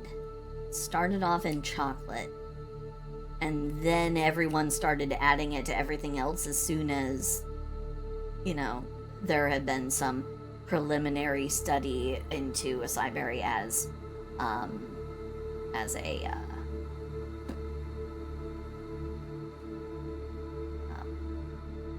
superfood. So once that got out, everyone wanted to have it in everything, and it's like, oh my god, it's all over the place. But I never had to make acai berry ice cream.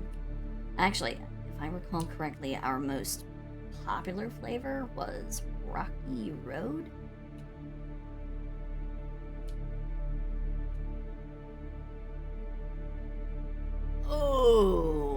warehouse sanitation specialist, a janitor. That was my job when I worked at a high-tech research and development place with my grandpa. He was he's a nuclear engineer and consultant with this company. So he tried to help me get a job there, and while I was supposed to be the very beginnings of the marketing and advertising department,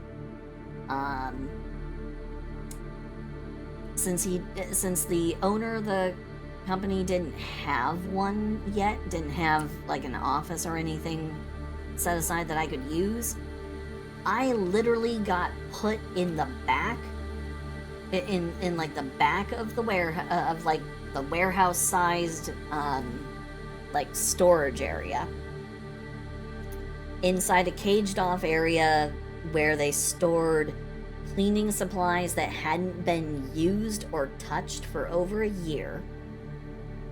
And it became my job to basically clean this whole entire R&D like company's complex. And you wouldn't think that it would be super duper gross, but because there had been so much neglect of like everything there, yeah, it was actually really bad. There was a mouse infestation because some offices had been closed off, kind of sort of like permanently, because the owner of the place was dealing with extended grief after his daughter passed away. She had worked for the company, and when she passed away, it kind of like broke him a little bit. So the office that she had got closed off and never reopened. Problem with that was the office had food in it. So yeah, it became the breeding it became the breeding site for all the mice. Like all the mice.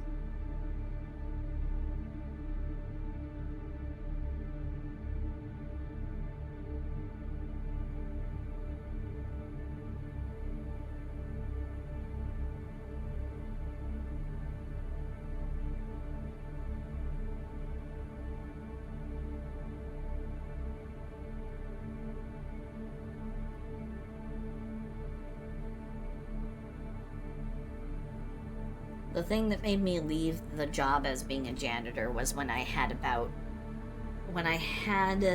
at least, I don't have a precise measure, because, you know, I didn't put it in a cup and then drop it on like on a scale or anything. But the thing that made me leave that job was,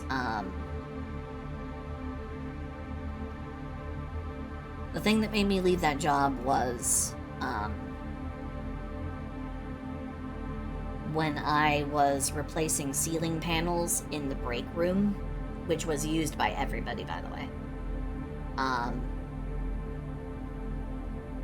When I moved one of the ceiling panels, because it had like weird brown blotchiness, and I thought that it was water damage from...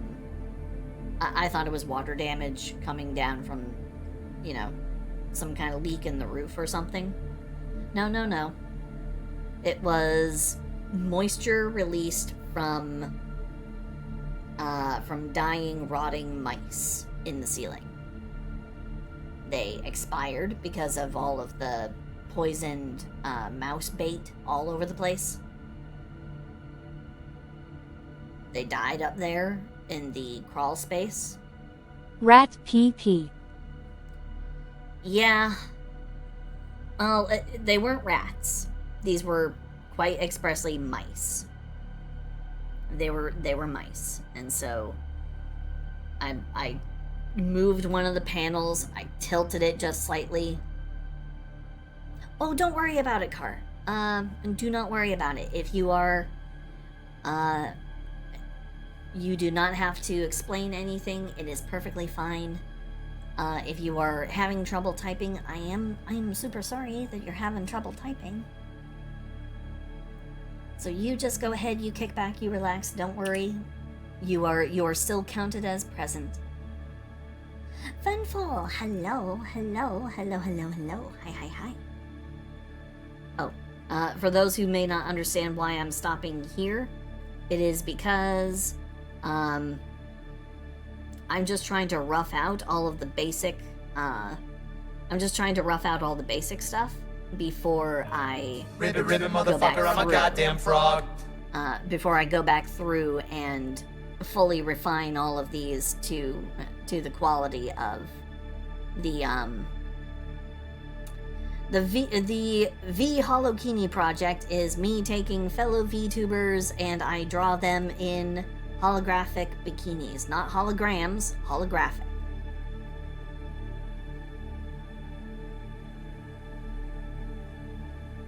It's just all of my VTuber friends and acquaintances dressed in cute holographic bikinis.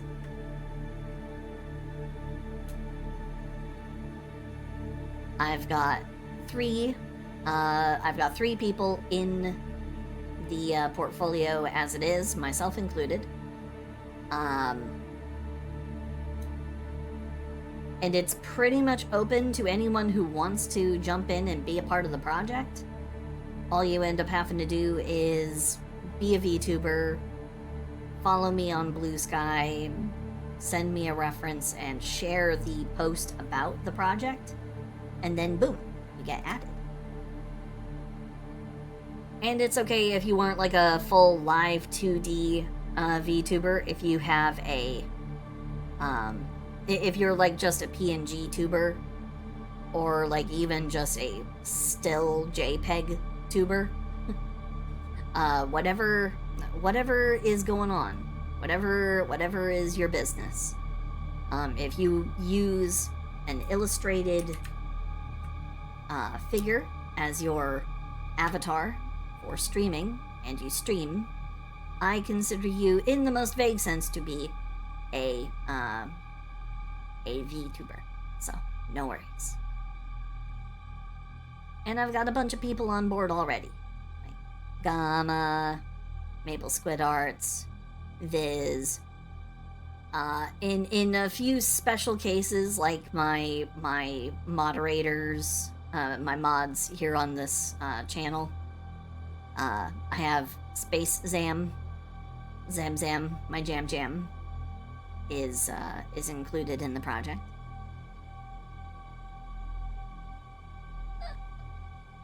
Oh, no worries. I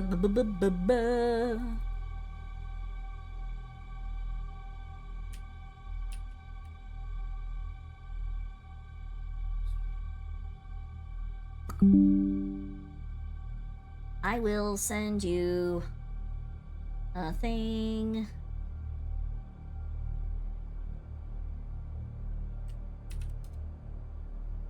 There you go.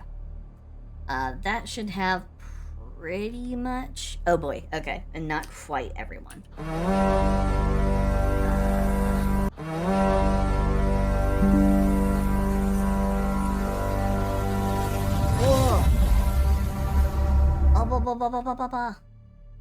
Whoa! Oh, thank you for the... thank you for gifting subs! Robin, thank you. Yeah, I just did message you on Discord, because otherwise I'm having to go into each folder and I'm having to copy-paste all of the different names.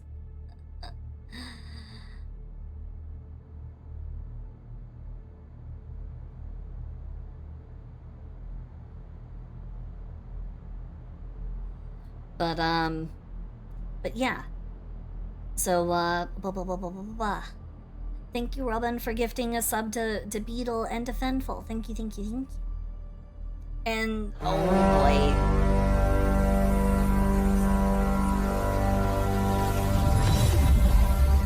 Thank you for gifting a sub to Globetrotter. Thank you. And I'm not mad at you for calling me a nerd. I'm mad at you for acting like I've done something wrong. I humph, harumph. But yeah. Oh, and thank you for the follow. We MC Geeks. Thank you for the follow. Thank you. Get tilted, get tilted, get tilted, get tilted. Plop, plop, plop, plop, plop, plop, plop, plop, plop. Oh, Cross, should I add you on here? I do have Zamzam here. Should I add you and Dare in here? 300 subs musical note. Celebrate good times. Come on musical note. Yo! Just had to get that good round 300. Jesus. Robin, thank you so much. You literally keep this channel going. Thank you. No, I don't want it. I don't want it. But then again, hold on. Can I substitute in? I know that I have.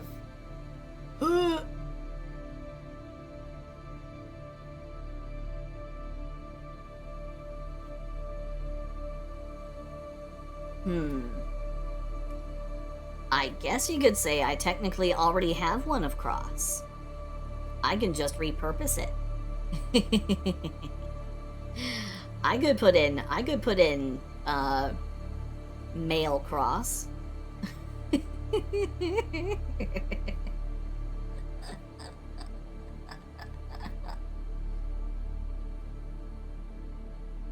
You know what? Because I have Zam included in here, we're gonna go ahead and add Cross, because, you know, you guys are my mods. I have to include you.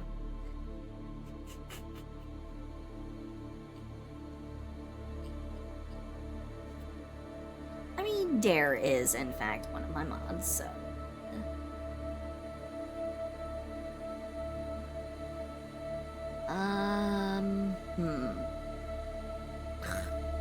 I need a reference picture of Dare.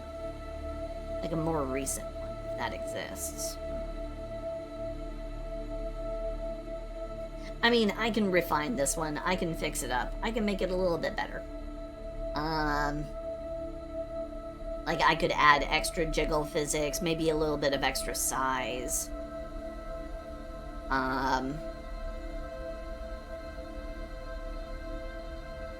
I could make it a pasted sling, so it's not even tied up here, so it's literally just, like, glued just under, just here in the, like, groin line.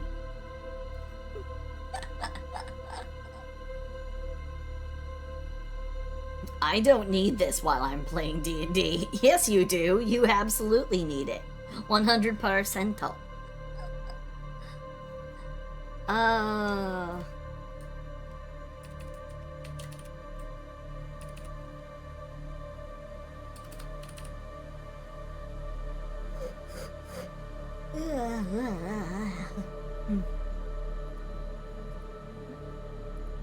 Well, how about this? I've added Dare on there, so once I get a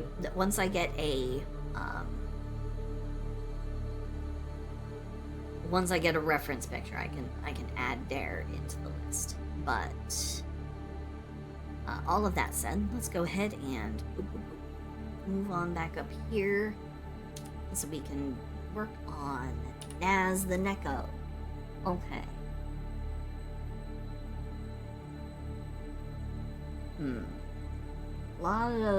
A lot of like Goth Walita kind of fashion going on here.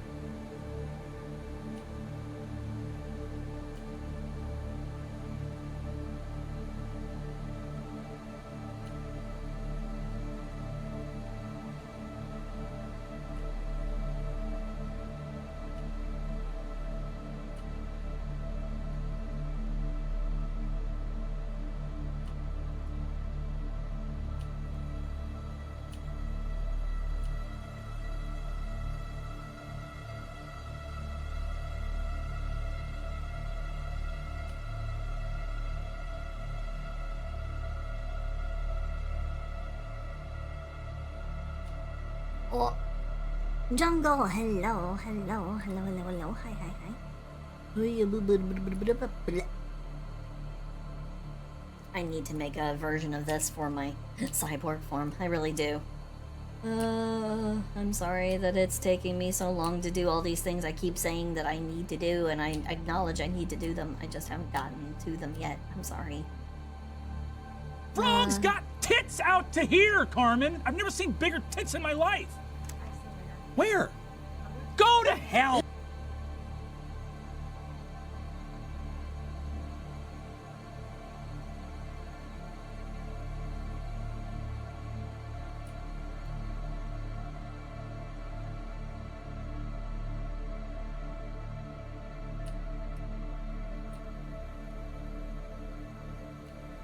Ms. Naz is super thin, so I need to scale this whole operation way down.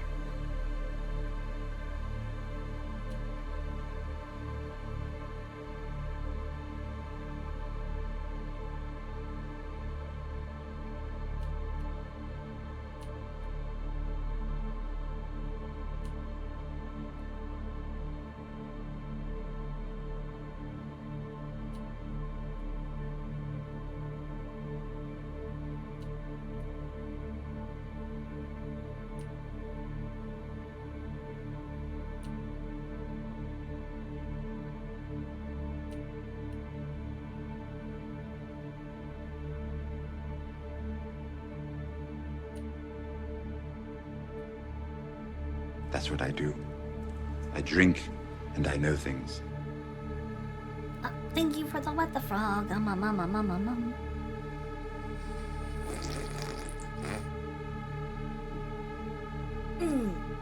And stretch. Reference pictures received, Ross. I will add them in there.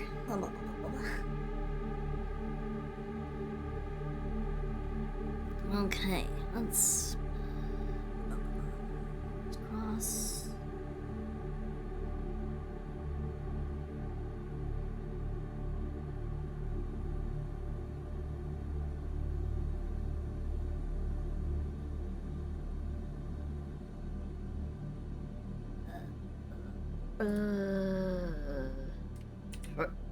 There we go.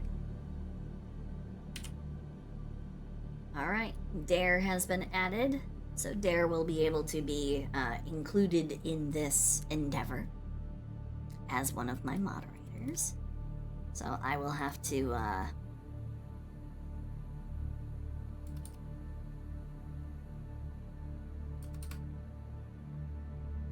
make sure that I go back and fill in his lair, at least with a rough sketch. But Dare has been added.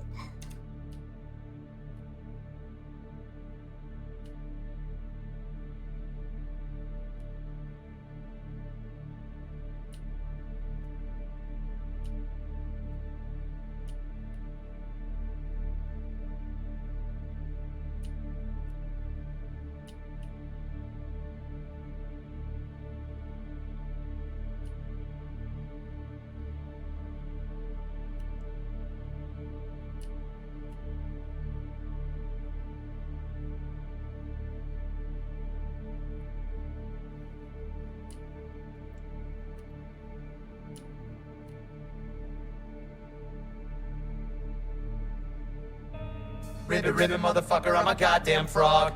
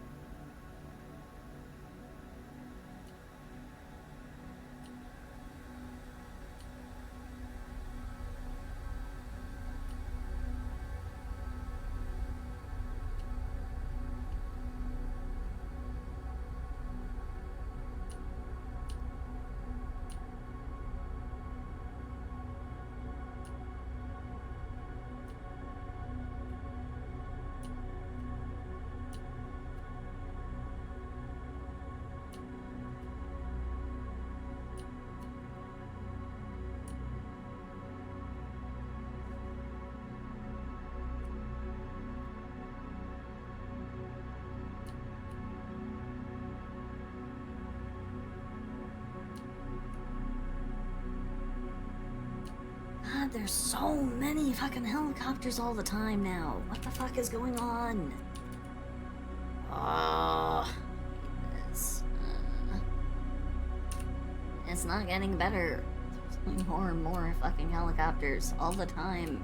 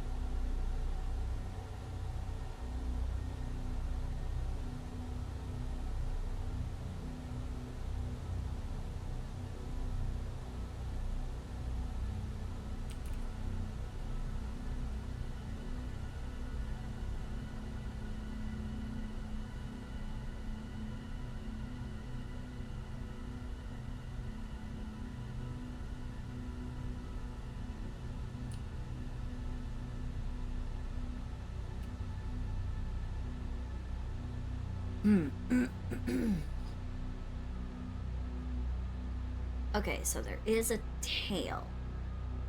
It does have a tail. It's a USB. Okay.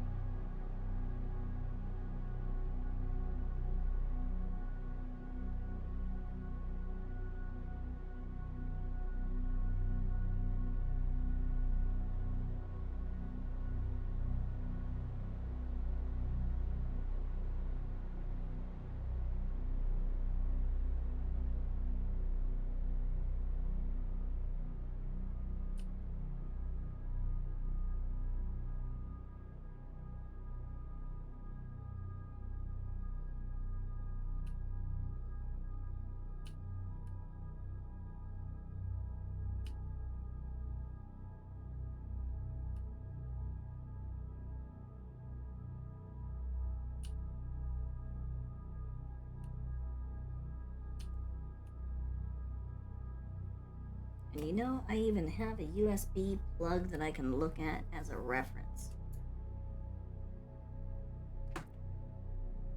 USB charging plug for my... yeah.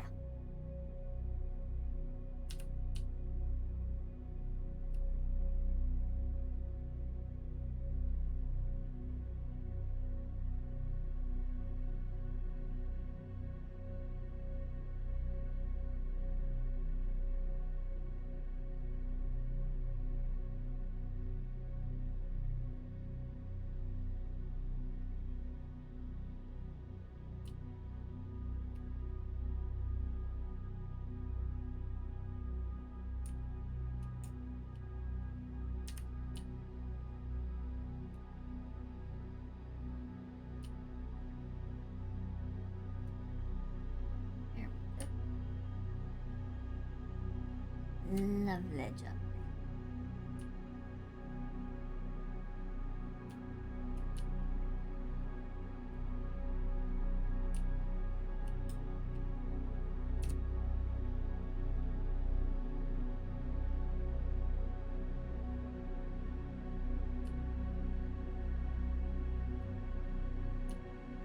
Yeah.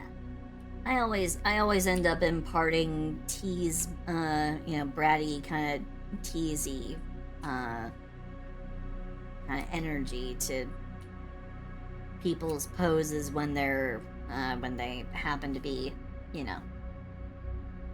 goth or tiny, when they're like goth Lolita or they're really, really tiny. So I don't know what you mean. I would never do that. Never. And what do you mean I'm a brat? I'm not a brat. I certainly don't gaslight people. I don't bully anybody.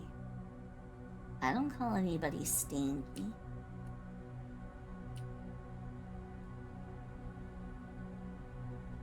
Which, by the way, I hope everyone is. I hope everyone has taken a shower today. Just a reminder.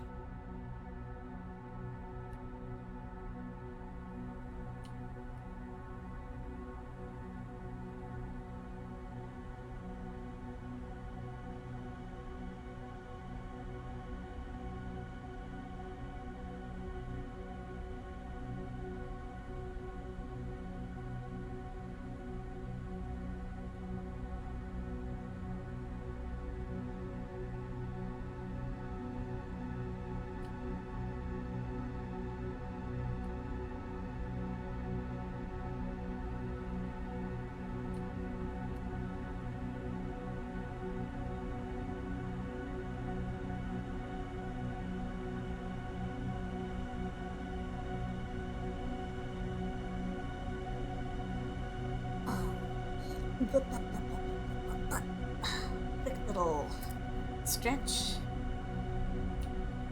Shake out the arms a little bit. Really? Helicopter again? They must be looking for somebody.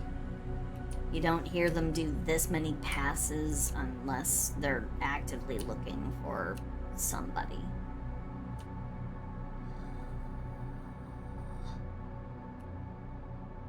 I just hope I don't have another police officer, like, come to my fucking door and be like, hey, can we check your backyard just in case, somebody that we have in custody might have, left their gun in your yard? Oh, yes, sure, please, by all means. I don't want to have a potential assault or murder weapon in my yard. Please do. Thank you very much for your cooperation. Yeah.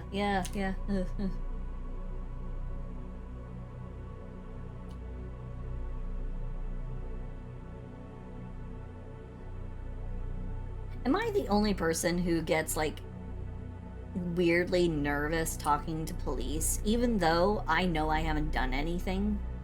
Like, I know I haven't done anything wrong. I have no reason to be nervous. But when I do talk to them, I just immediately get this, like, weird kind of a discomfort, sort of a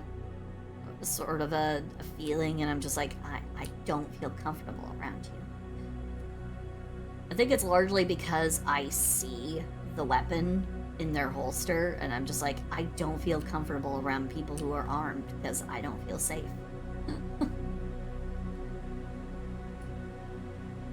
It's weird. The presence of guns actually makes me feel less safe. It's so weird. I mean, I respect people's, legal right to own firearms, but it just does not make me feel safe.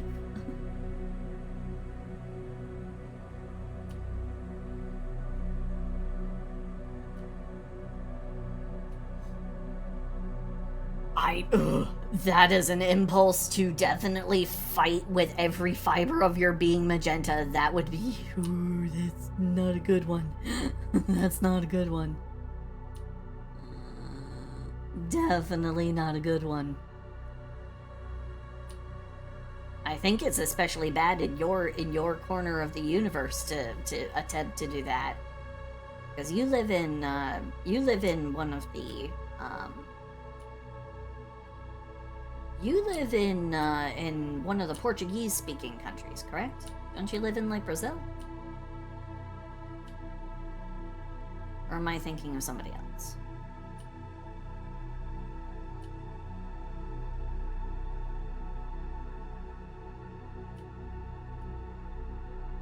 I mean, Brazil is a huge freaking country, so I mean, it's not like it's actually like an effective dox.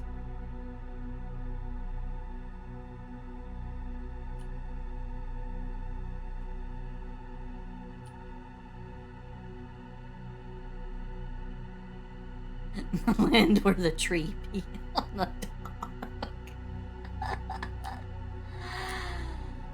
Oh. But I mean, I'm pretty sure they really don't like it if you act out against their police. Like, I'm more than sure they take mega exception to that. So, please resist that urge. I don't want you to get shot. I love and adore you, and I want you in all of your... I want you in all of your pieces.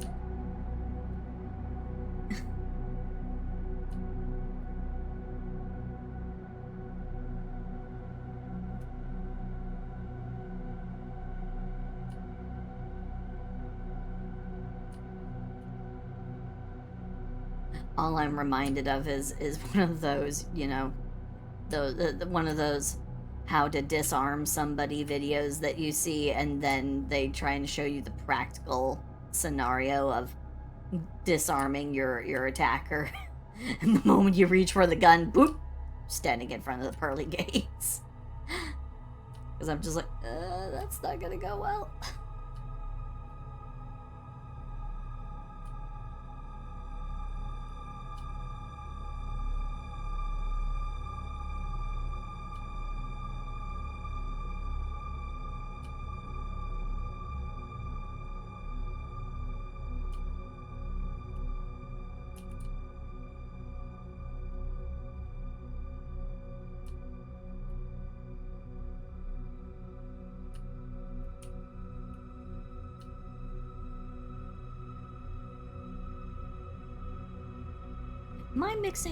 Am I mixing up my current world events with Colombia? I might be mixing it up with Colombia. Because I remember somebody down there got something extremely gritty and agitating in their panties, and somebody down there, one of the South American countries, somebody got very, very upsetty spaghetti, and the police have been kind of on a tear. So I forget who it is. So I do apologize if what I have said has caused any upset or offense. It was not my intention. I might be mixing my countries up.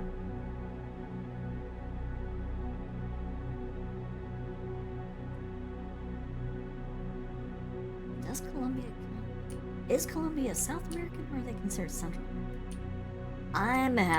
I'm having a crisis of geographical knowledge. Well, that's not great.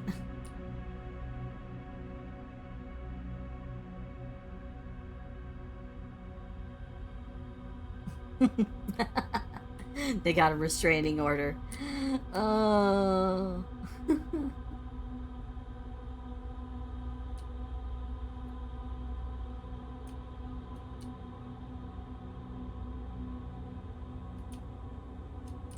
And the voices in my head just decided to ghost me. I think it's largely because there's a ghost living in my house, but you know. The ghost living in my house is actually very nice. They pay rent. Sure, it's like only a few coins at a time, like today. I found a quarter and a dime. And I know that it was not my roommate, because my roommate has not come back. My roommate finally moved out. A lot of stuff has been left behind. I don't know if they plan on coming to pick any of it up, but I do know that my roommate has not been back since before those coins showed up. So.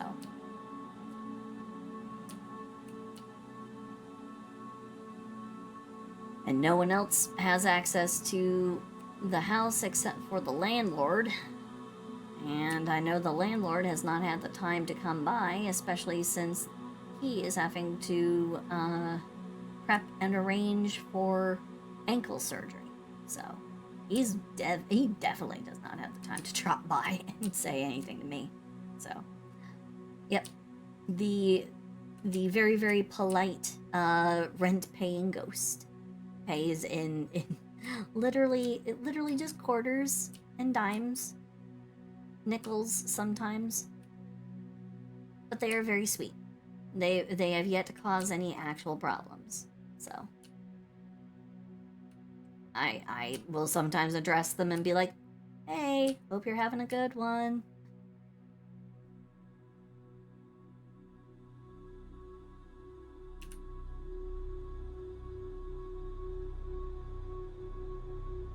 Like, sometimes I could even hear them walking down the hallway.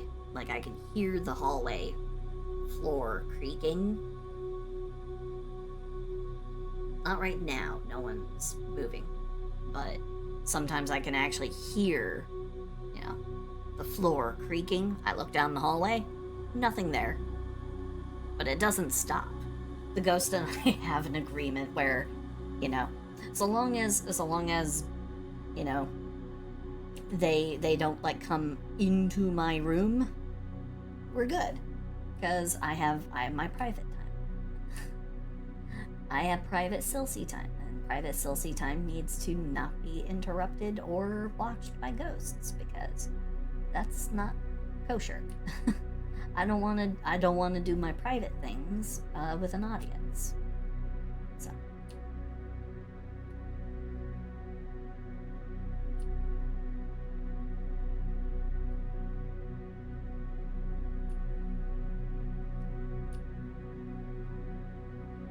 But I don't mind my ghost. My ghost here is actually kind of cool. Very polite, very nice. No, I don't know what the identity of the ghost is, so I would still be uncomfy with it.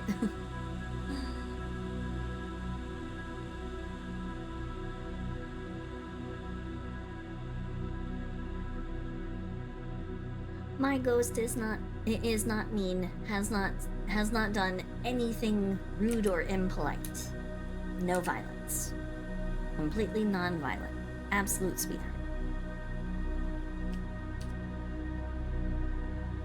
I think the most inconvenience they've ever actually imposed was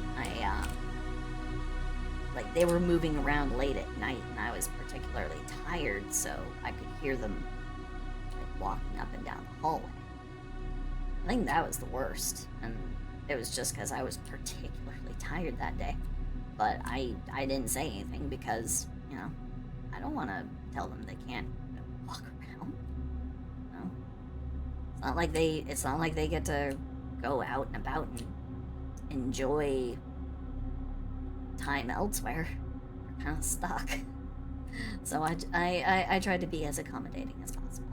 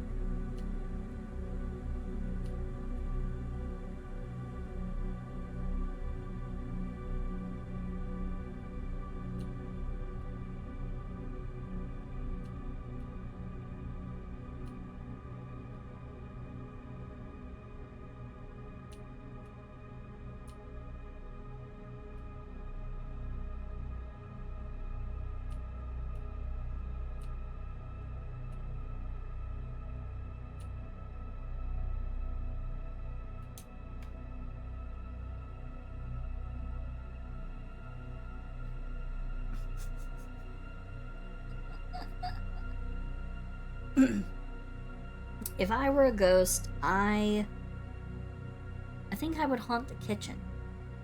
If I were a ghost, I would haunt the kitchen. For a couple of reasons. One, most accidents occur in the kitchen. So, as a nice ghost, that would be the best place for me to be, because then I could help prevent accidents from happening.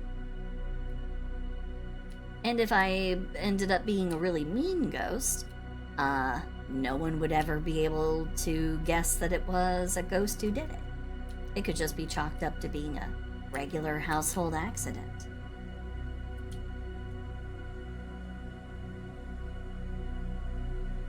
Like, oops, flipped the switch while they were reaching their hand into the garbage disposal to get that ring that so mysteriously slipped off their finger. No idea how that happened. Oh no.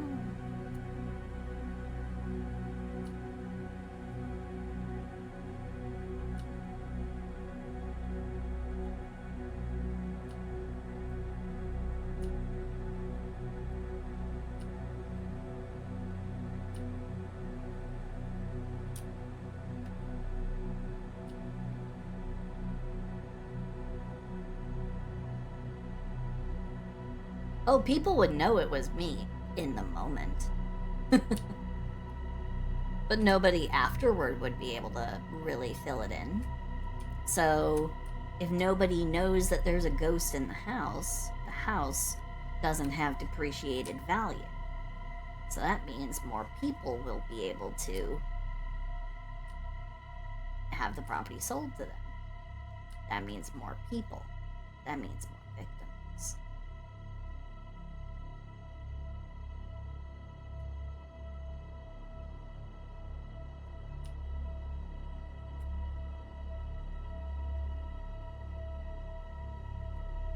Sometimes I say things that make me wonder, why do I have such difficulty playing evil characters? Oh. Like, that's a little too well thought out to just be, just a random thought.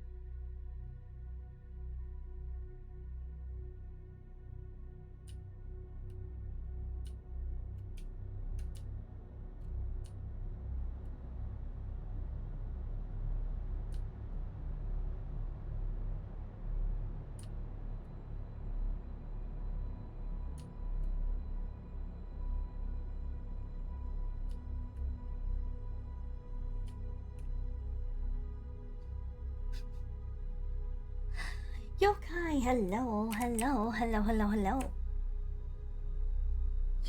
How you doing? Hope you're doing good, hope you're doing well, hope you're having a good time. Alright. I believe that should be sufficient for a starter on Naz.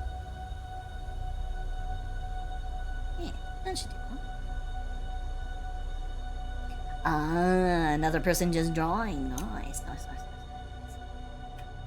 Alrighty, so here's the interesting one. I'm gonna be doing another Steez Hornsby piece, and the last time I drew Steez, I wouldn't say that it was an outrageous one. I kinda...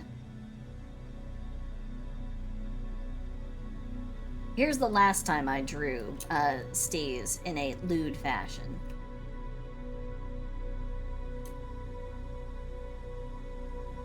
So I like to think I did a pretty good job of turning that, you know, that little scrunkly into this magic necromancer bone.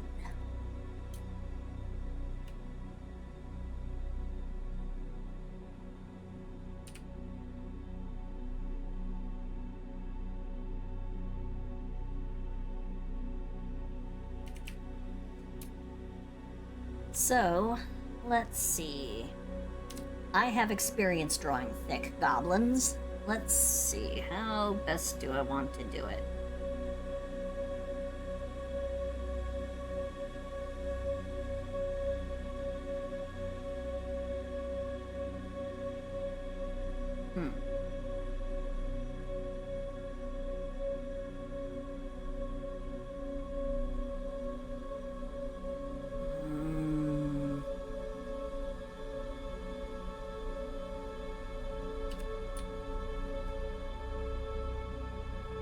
Don't throw me off, Cross. I'm having a hard time.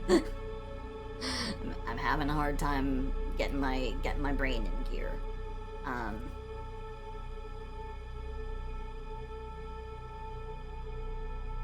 Okay, time to look at a couple of reference images, maybe see if I can get an idea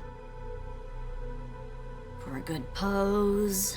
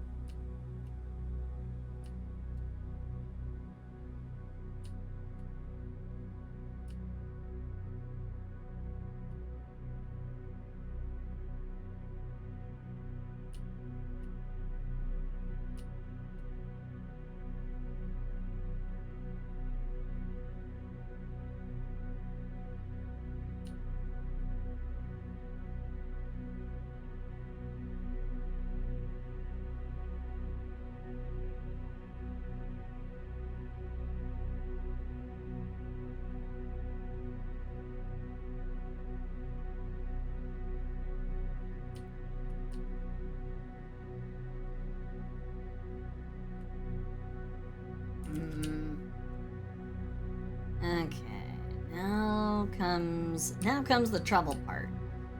How to angle the face. This is what ended up breaking me last time I tried to do art on stream.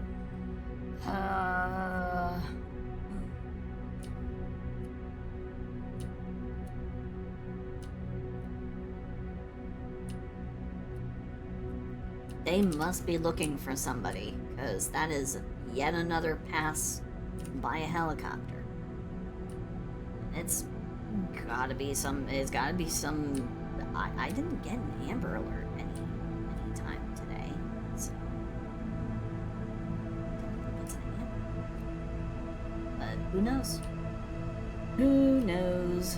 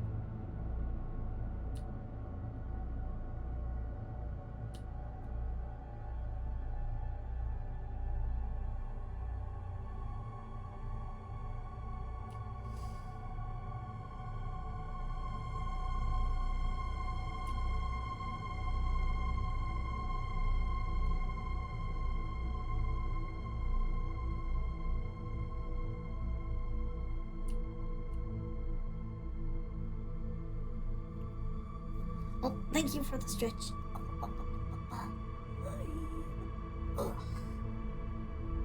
A little bit. It's it's not turning out as ideal as I would like. They really are just searching for somebody. couldn't be me. I've been home all day. Not done a thing. That's what I do. I drink and I know things. Oh, thank you for the what the frog. Oh.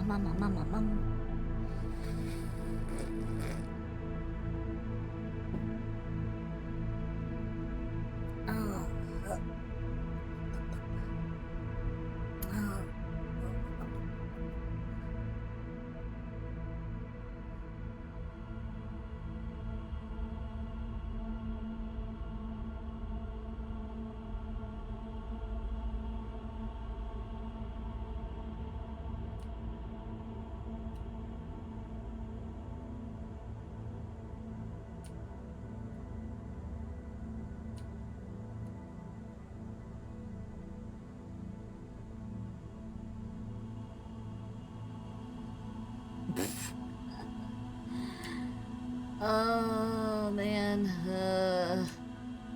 I mean, they're searching for somebody.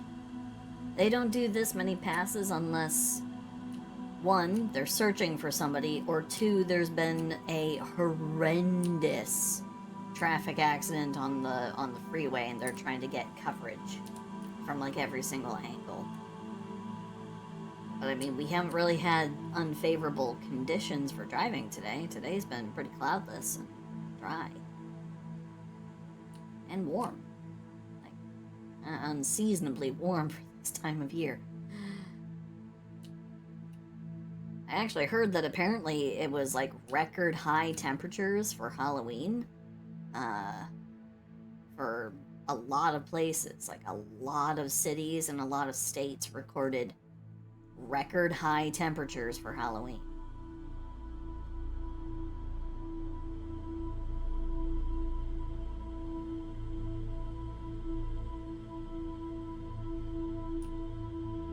So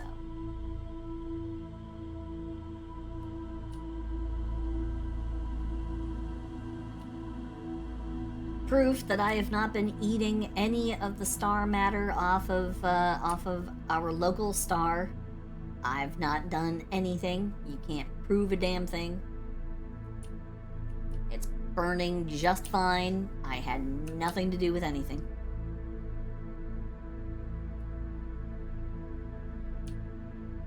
For those of you who don't know what I'm talking about, my lore consists of eating stars. Anyway.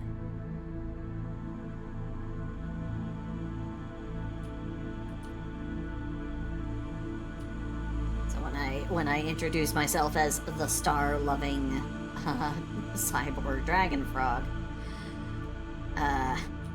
that's why I love stars, because I eat them.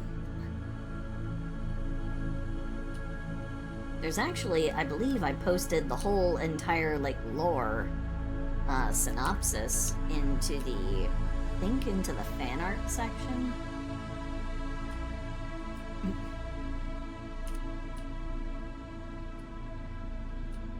Just a little off the top. There you go, yeah, just a little bit. No, I've taken none. Your star has not lost any years or centuries from my intervention, I promise.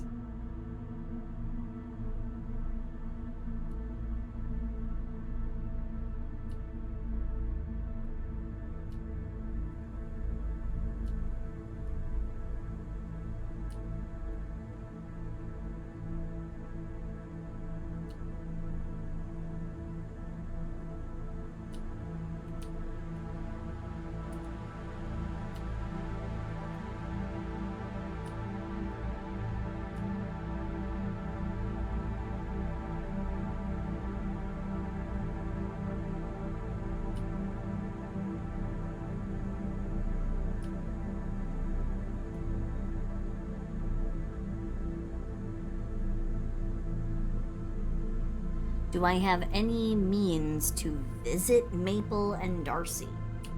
On their server? Yes. In person? No. Because if I remember correctly, they said they are on the West Coast. That is way outside the realm of my ability to accomplish.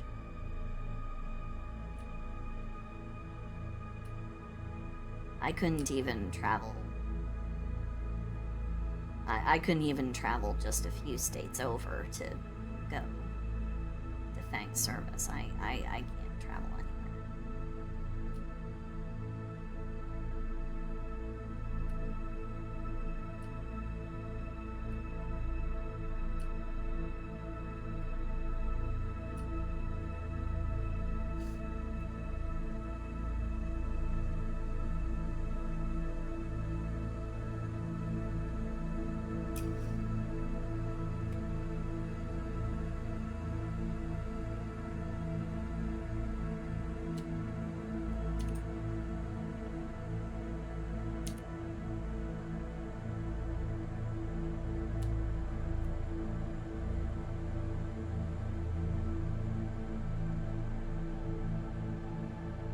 So, why do you ask, Magenta? Was there something that you needed or wanted that you were not able to accomplish in communicating on your own? Did you need for me to try and message somebody for you?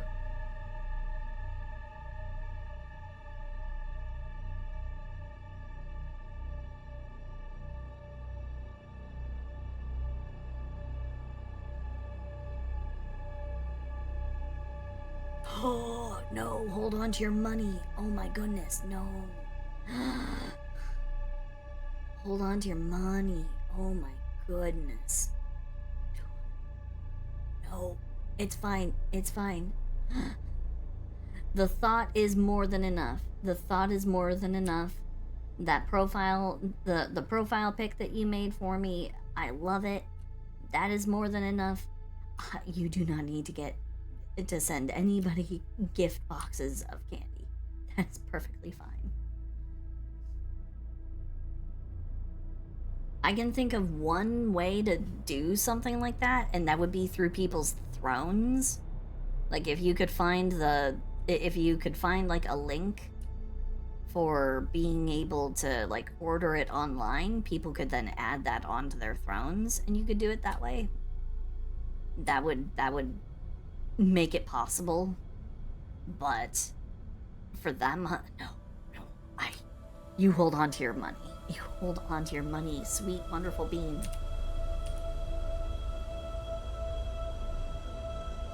Especially for candy. I love candy, but I don't want people to be. I don't want people to bankrupt themselves getting candy for me. So no, it's okay. Don't worry about it.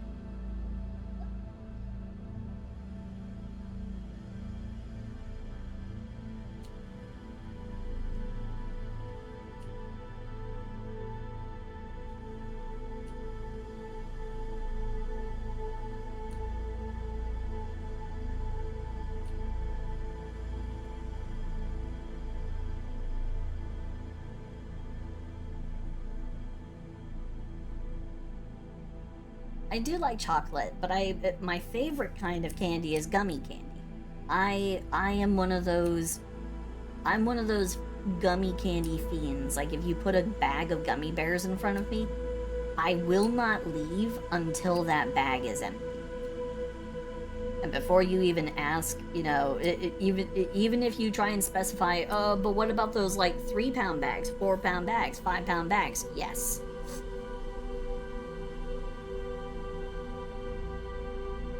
I am hardcore about my gummy candy. I love that shit. Probably the most satisfying thing that I ever ate candy-wise, I've never been able to afford since. And that is the like 2-foot-long gummy worm. That thing was a monster. And I fucking loved it. It was so good.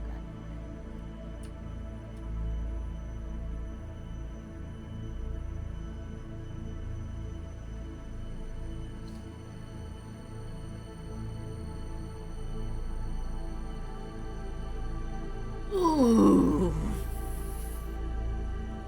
Ooh.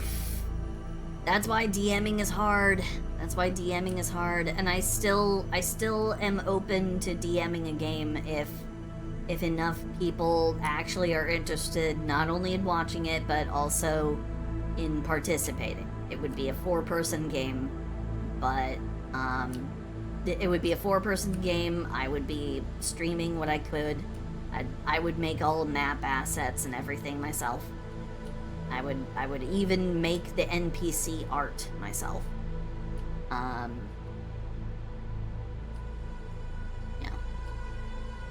But I would need to be sure that people wanted to be in on it, because it is a big investment of time and energy. I wouldn't want to have to just sort of stop in the, stop part of the way through, because people might get bored of it.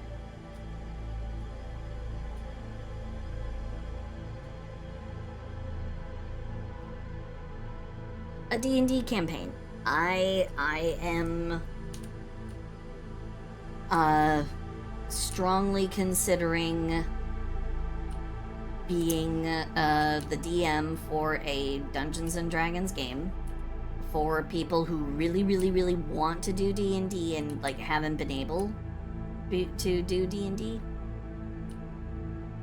One such individual who really wants to do Dungeons and Dragons is my dear, sweet, wonderful friend Gamagachi.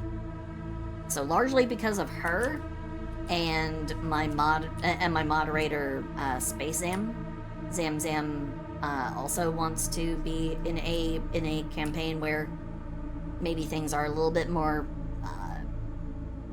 fun, fair, and or equitable for them. So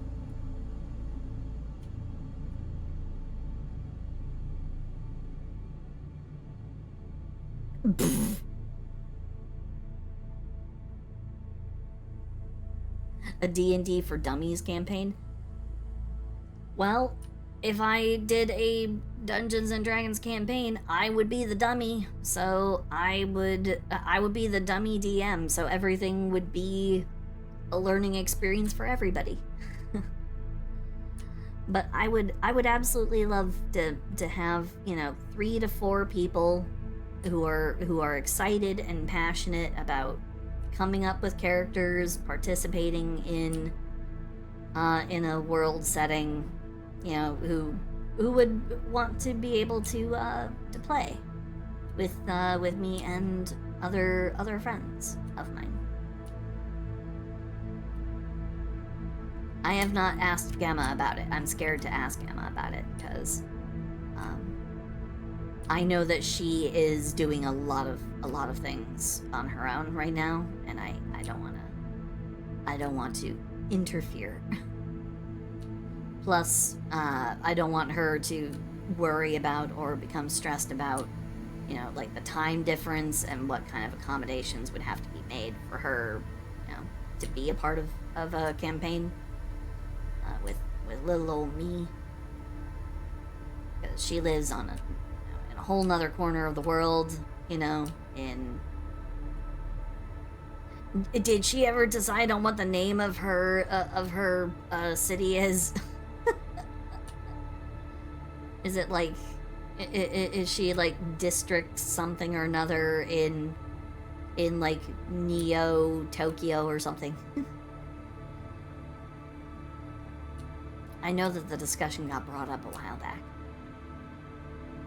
I never ended up hearing about how it got concluded, so.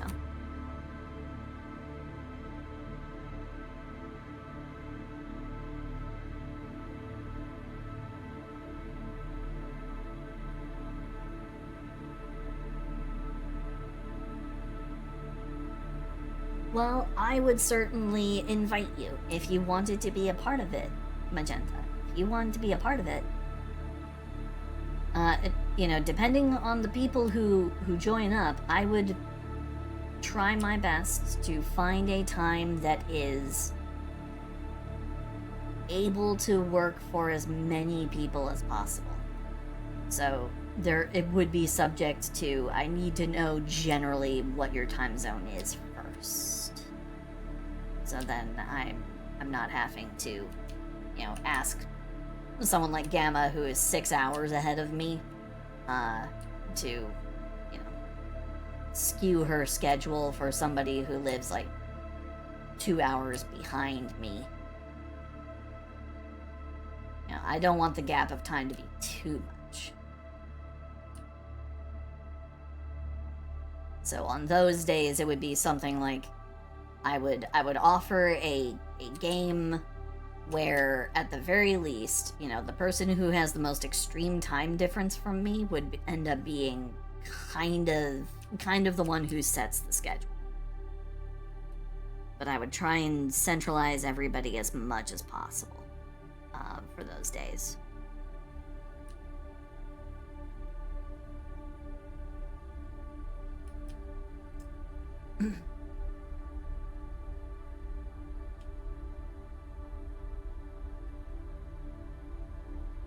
I'm 4 hours ahead of you. How am I 4 hours ahead of you? Huh?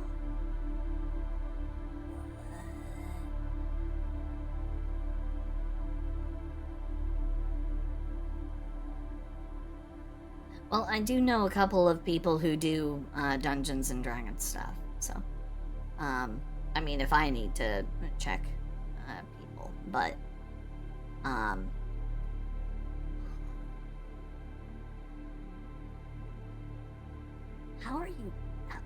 how are you 4 hours behind me, though?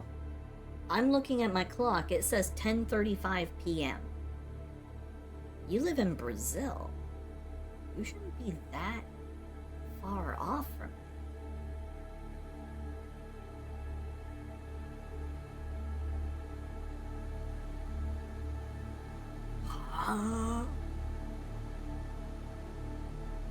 Wait, you're in Washington? What? West Coast time, that's 3 hours. What are you talking about? You should have corrected me when I... You're making me sound stupid. You're making me sound stupid. Stop it. I'm already too stupid. Okay, so... No, it's 3 hours. It's the same time difference, like when I'm trying to talk to my family who lives in California, it's 3 hour time difference. That's already, like, hardwired into my head. I'm confused as well. Okay, so Genta's 3 hours behind my time. So Genta right now is 7:30 p.m. Gamma is 6 hours ahead of me, which means she's 4:30 a.m.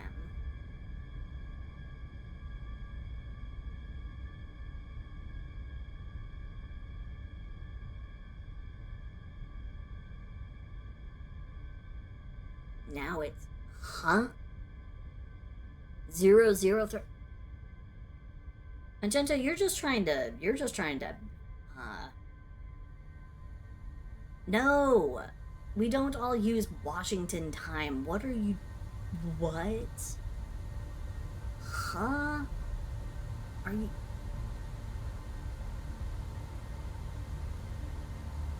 Magenta, do you know where you are on a globe? Do you know where you are on the planet? What? That doesn't...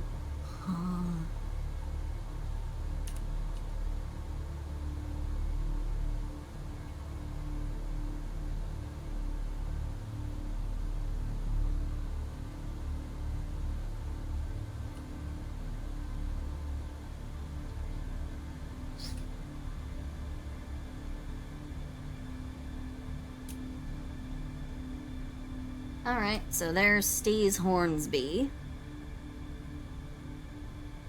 Added in there.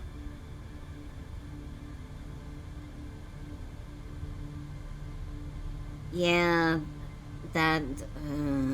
okay.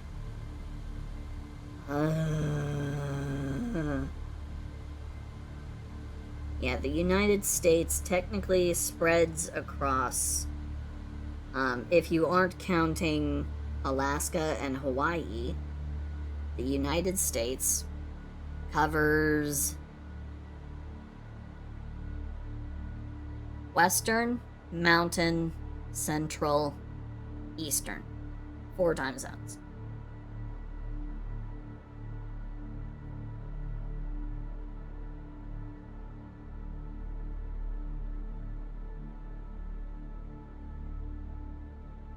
Send it to me, Cross. I would be interested to learn what you have found. Okay, I have finally reached Veni Okojo, the stoked VTuber. Okay. So, Veni had a explicit request as well to not overdo, in fact, to basically just leave the chest alone. So, okay. That's fine.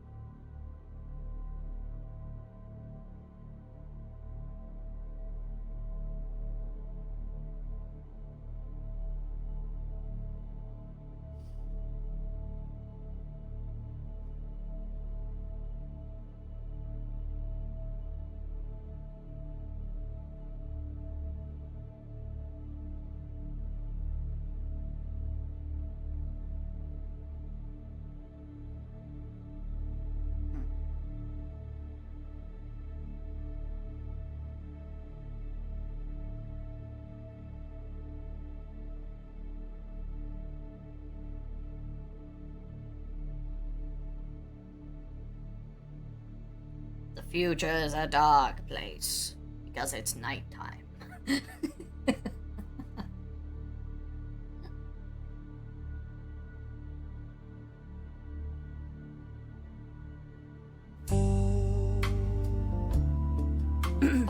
Zam, what is this all for? What's going on with you, bud?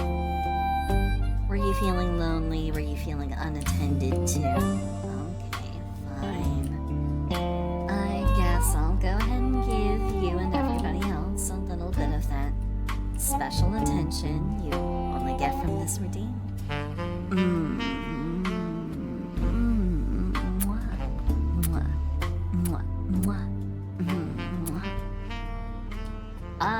It will be a full stream, which means it will go to midnight my time, which means another hour and 15 minutes. So if you need to depart, if you need to go to bed, if you need to go eat food, take medication, go to the bathroom, overthrow a government, whatever you need to do, please, absolutely, 100%, feel free. You are not obligated to remain here if you have prior engagements.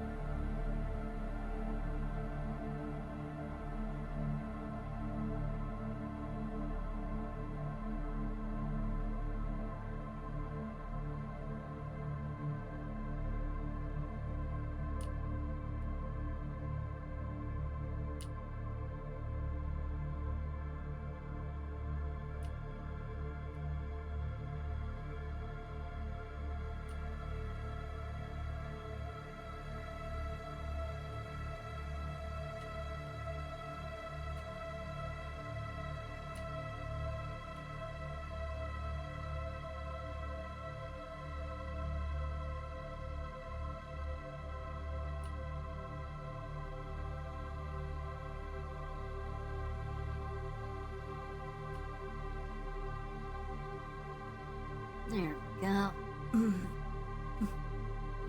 Oh, thank you, Press. Thank you, thank you, thank you.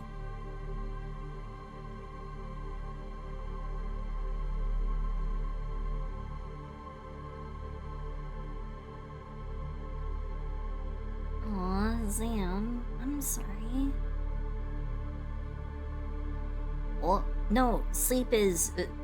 do sleep. Ignore art. Go to sleep. If sleep is something that you feel that you might need, abandon this place and go to bed.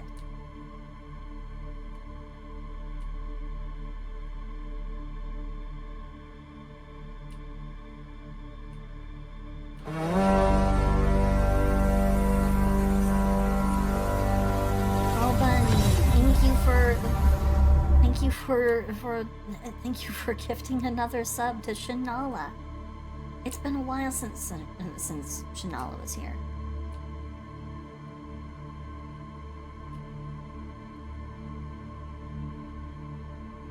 Actually, I haven't seen Shanala since I put them on the ludification board for a future ludification, and I even started, but I haven't seen them since then.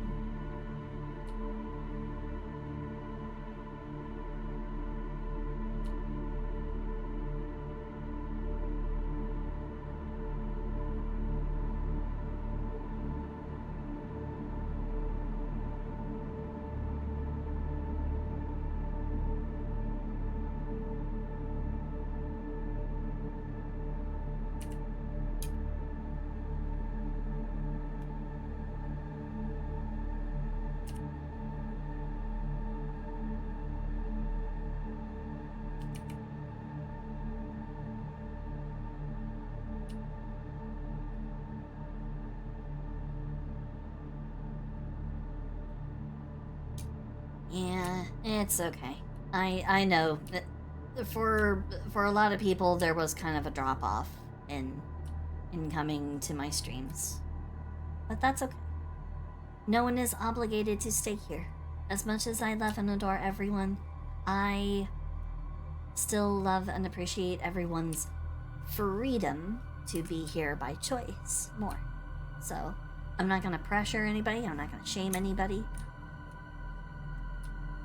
If you feel the need to go and enjoy other streamers, other entertainers, I accept that. And it will hurt to see you go, but I want you guys to be able to enjoy your own spare time. So if watching other streamers does that for you, then that is all that I need. I just need you guys.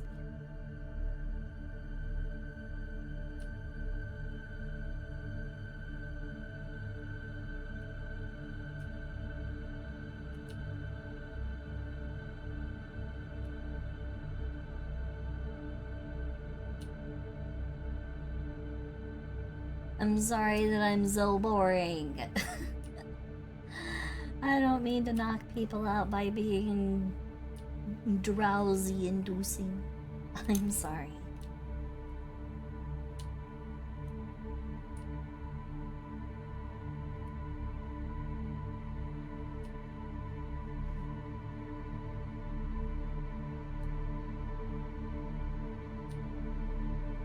Though I do want this to be the place where people can go to just relax, kick back, chill, not stress about things.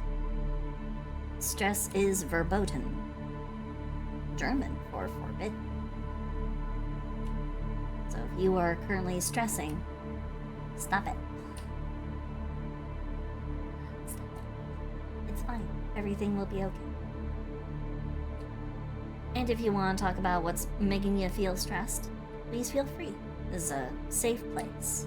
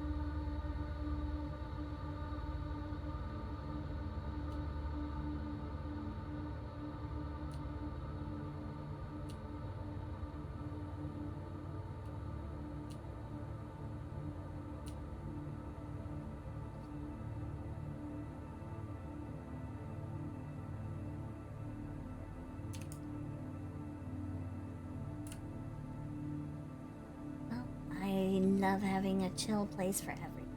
Because I know other streamers like to do, you know, big energy, hype everybody up, you know.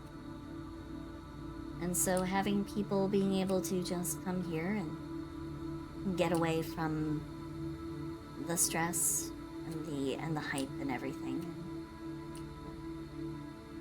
That is what this is supposed to be. It's a place of chill. And as for not being able to just stop the stress, I understand. I understand. It was more of a turn of phrase. But, you know, stop it. Get some help. I want for you guys to be able to feel safe and feel free to just relax. It's largely why I have the really chill music and BGM and everything. I just want for people to be able to put aside the chaos of the day and just be able to sit. Enjoy chill vibes. Look at, you know, nice, sexy art, that kind of thing.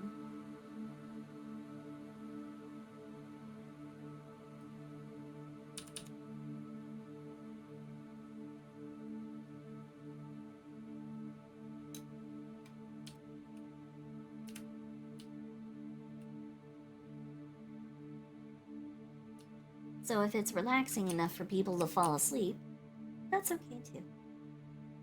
It does mean that I will miss you because I don't get to talk to you, but it means that you are at peace enough to be able to sit down and relax and take the ultimate time for yourself to sleep. Sleep is important,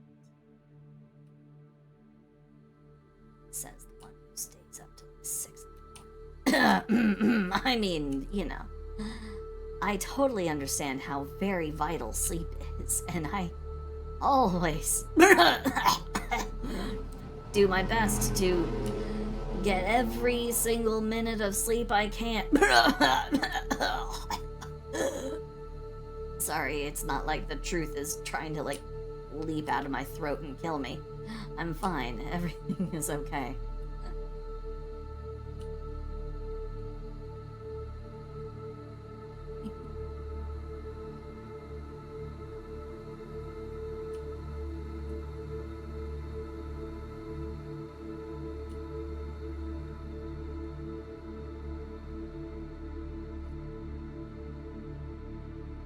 I wish I didn't sleep as hard as I did today, because that was not by choice.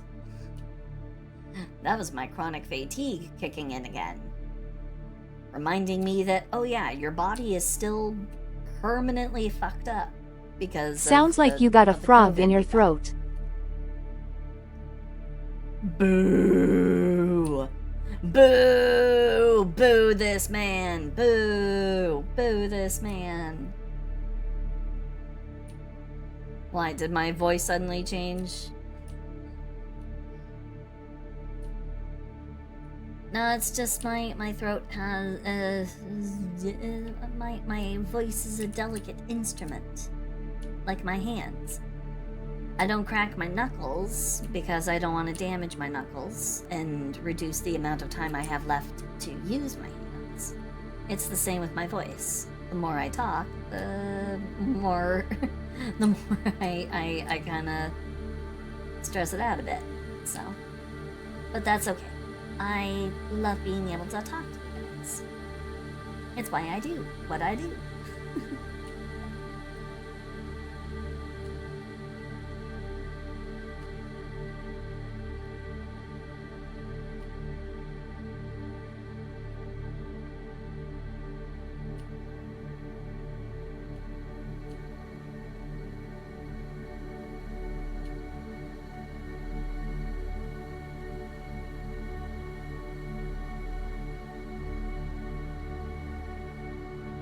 Let's see, once I decide on what venue's bikini cut should be,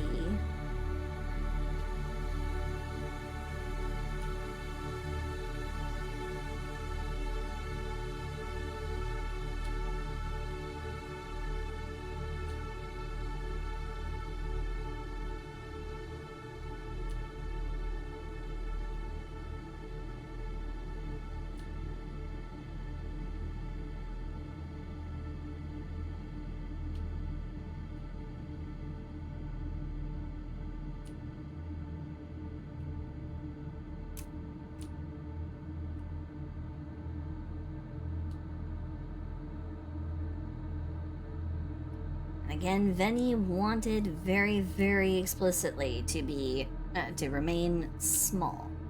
So, that's not difficult, because I'm used to drawing this body type.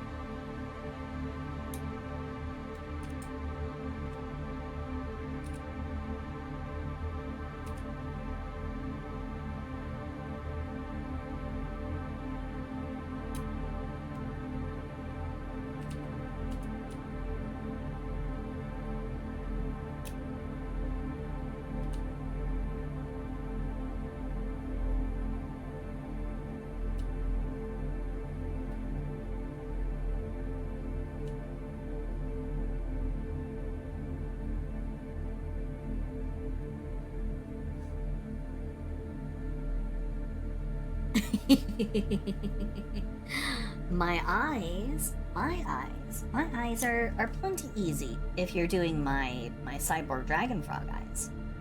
They're really easy.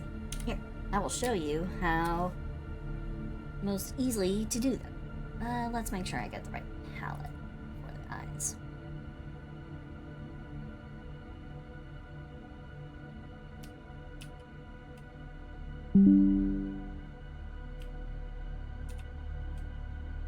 That's not what I wanted to do at all. There we go. Okay.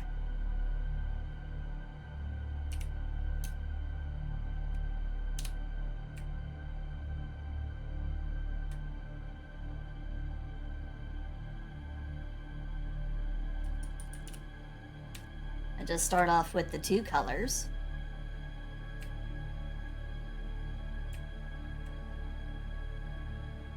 This is actually a byproduct of this, so don't even worry about this one. As is this. This is also a byproduct of this. I only use these two colors, believe it or not. So, first thing,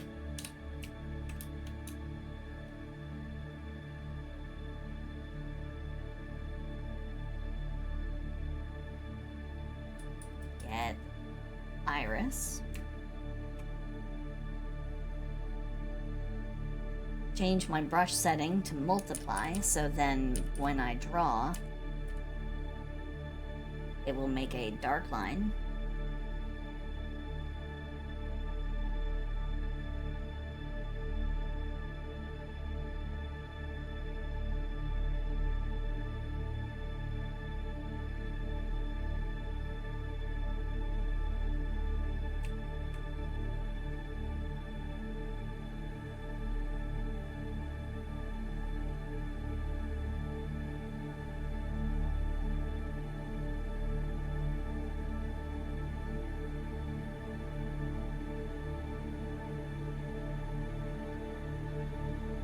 Just kind of go around the pupil like that.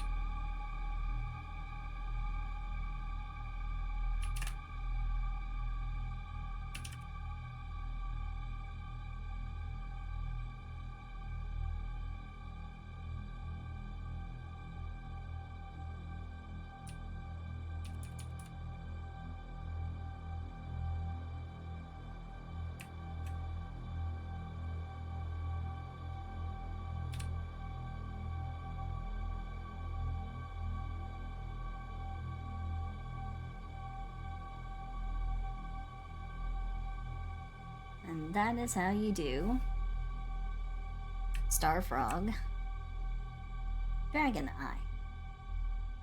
Very easy. It's partly why I've more thoroughly embraced the cyborg dragon frog form. So then people would not have so much trouble with drawing my frog eye.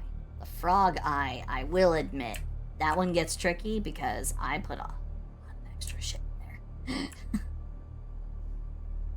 Yeah, I Tobey Maguire'd it, and I put a lot of dirt in that eye. Except it's not dirt, it's a lot of layers. I think there's like as many as 9 different layers just to make the eye. Oh, the lashes? Oh, yeah, the lashes are... Okay, so here's how I do the lashes. It requires a particular brush that has pressure sensitivity. You need one that can taper.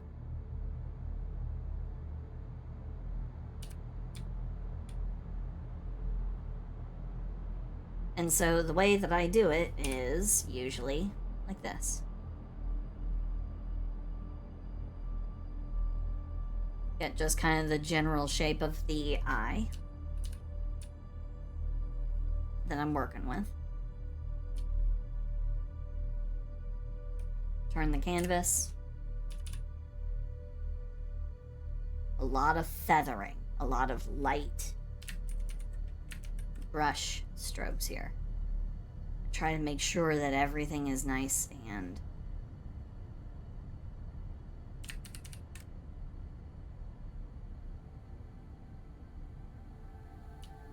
nice and fine pointed, tapered.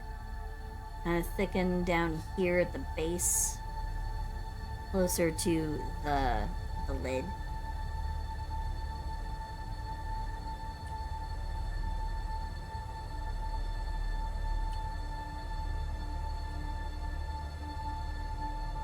And depending on like the type of character that I'm doing, sometimes it will be just a little bit of asymmetry with the lashes. Maybe sometimes they'll go a little bit up, or sometimes, like if it's a particularly fancy, glamorous character, I make sure that there are some very prominent, what I personally call glam lashes.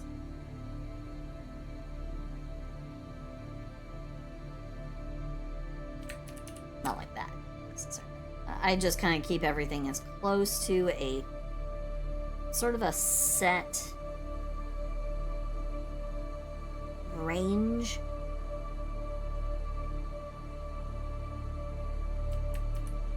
But also at the same time, I make sure that everything conforms, at least proportion-wise, to the lid, to the lashes on the lid. I make sure that the curvature also follows as graceful of an arc as possible that looks pretty consistent with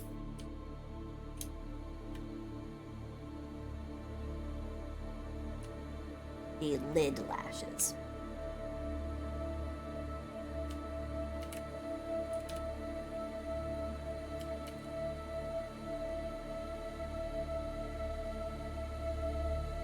Sometimes out here on the end,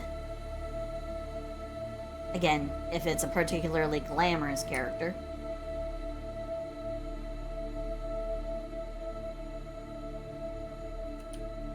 give them these really long tapering lashes. I don't have those for my model.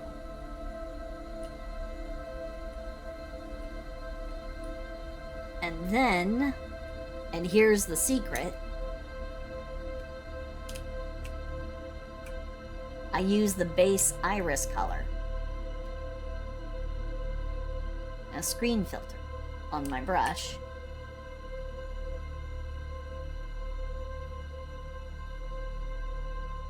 To create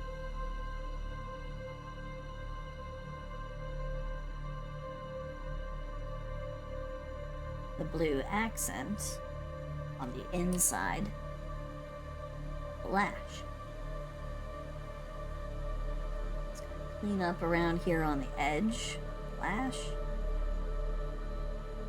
And I make sure that this accenting that uses the iris color is only done right above where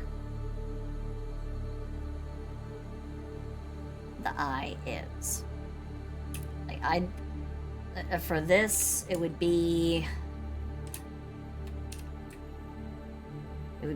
for if the eye was over roughly about here.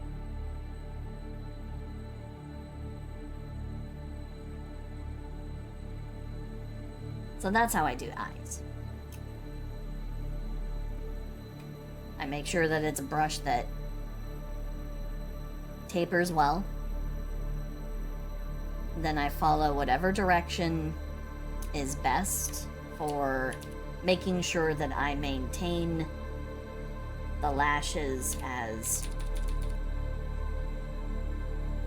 at least as consistent in a particular flowing direction as possible. You don't see it on here because this was before I picked up the new thing. So this does not have what it's supposed to, because normally it would look a lot like this.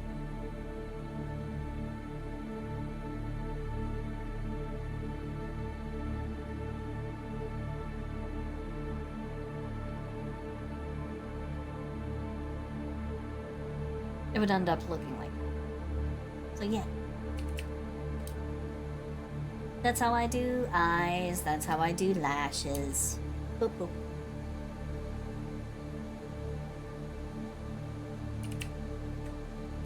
Quickie little tutorial.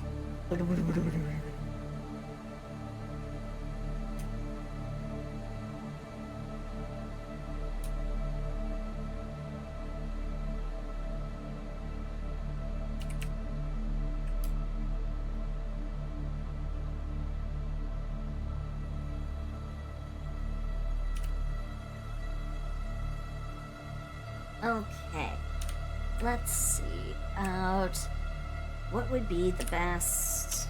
I hope that answered whatever question you might have had, Magenta. I hope that was helpful. I hope that I have provided some clarity, and I do apologize for the initial tutorial not being precisely what you were looking for. Ragnar, yeah, not a problem. Thank you so much for coming by. Thank you for the subby, and thank you for being a wonderful being who is now a part of the community. Thank you, thank you, thank you.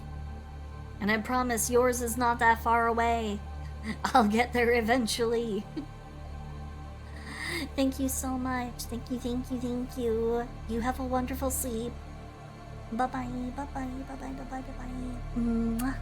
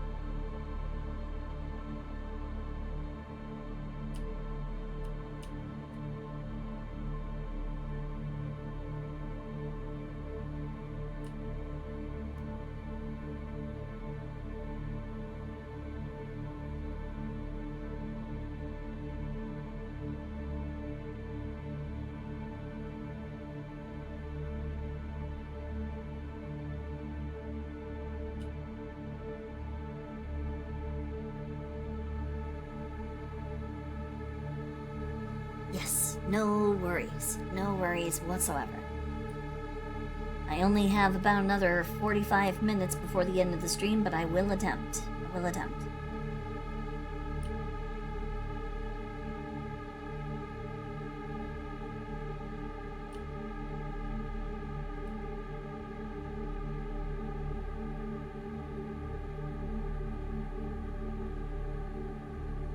There's still 4 people before me.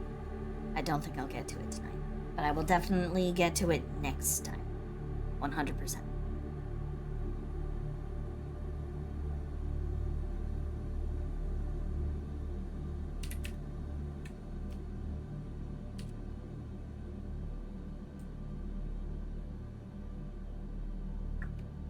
There we go. Okay. Also, I think I'm gonna go here with the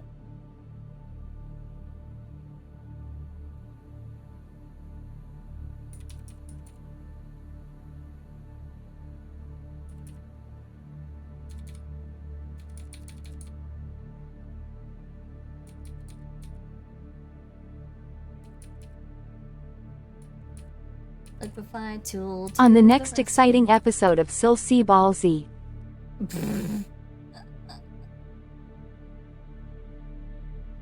On the next episode of Dragon Ball Z, the Z Warriors are again still in the middle of their battle with the infamous Frieza. How many episodes has it been? 33. Oh God, why?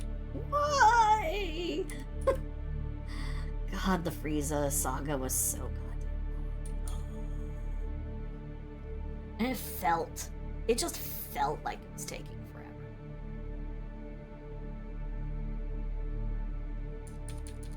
It was one of those times where I think later sagas and later arcs were actually longer, but the Frieza saga just felt like it took forever. I think it's mostly because they were stuck on a green planet that never experienced nighttime.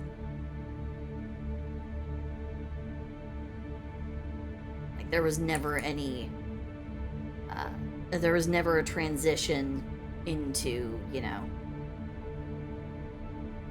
nighttime.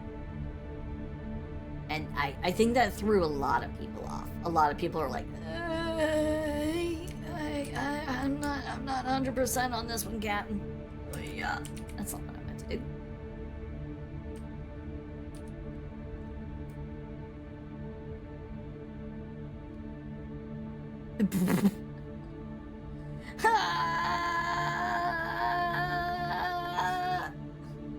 Next episode.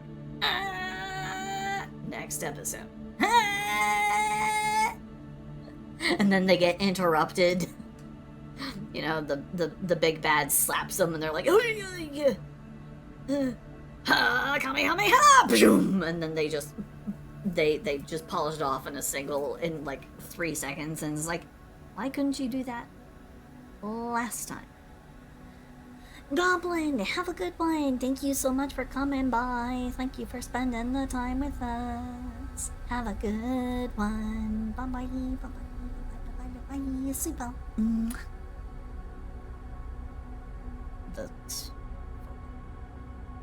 I don't know what you're talking about. I have no idea what it is exactly you are referring to. I have no idea. In fact, no such thing exists. What do you mean, forbidden model? There's no such thing as a forbidden model. No. Goku needs to use Kaioken more. I mean, yeah. Even though he keeps explaining, you know, every single time I use it, there's a risk that I could end up destroying myself because of the surge of power. And it's like, I'm pretty sure you're gonna be fine. You got that plot armor.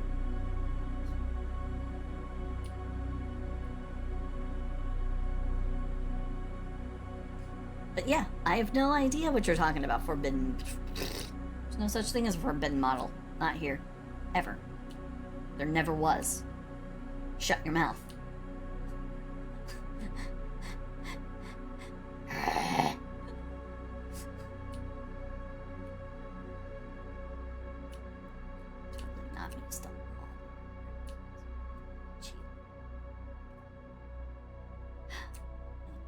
Fine.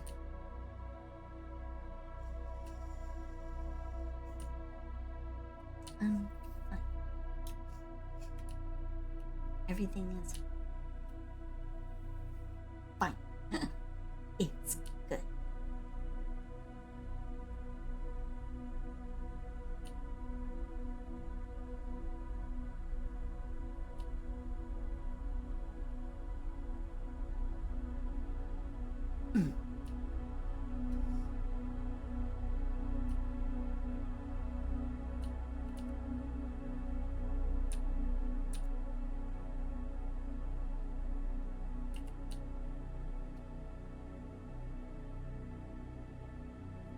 Hi, Eth. Hi. Hello. How are you?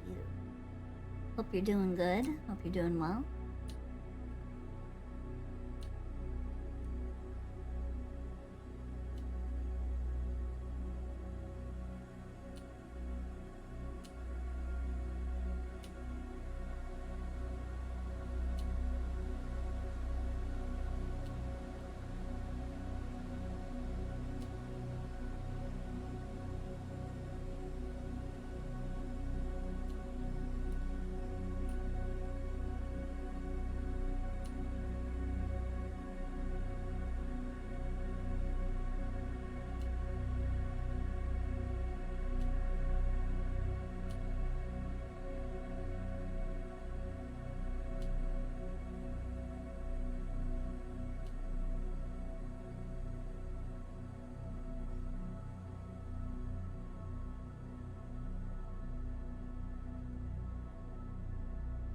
Oh yeah, Left 4 Dead. I have Left 4 Dead 2 on,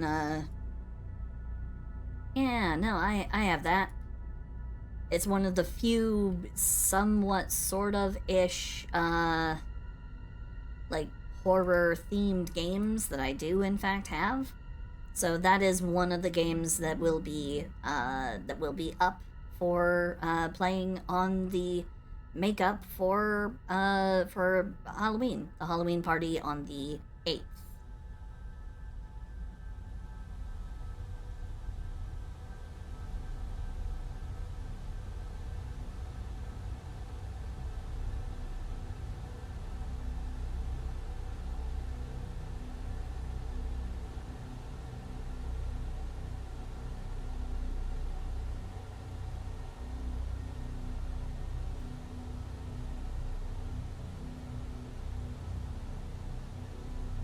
I understand.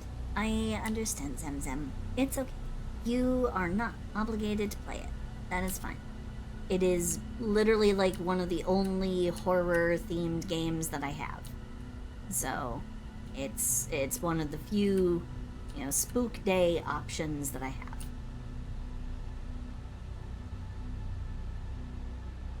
I do have content warning, but that game made me salty.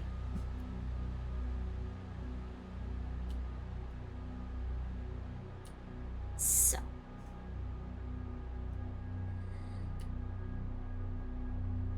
I'd have to re-download it too, because I'm pretty sure I deleted that thing. Because it made me so salty.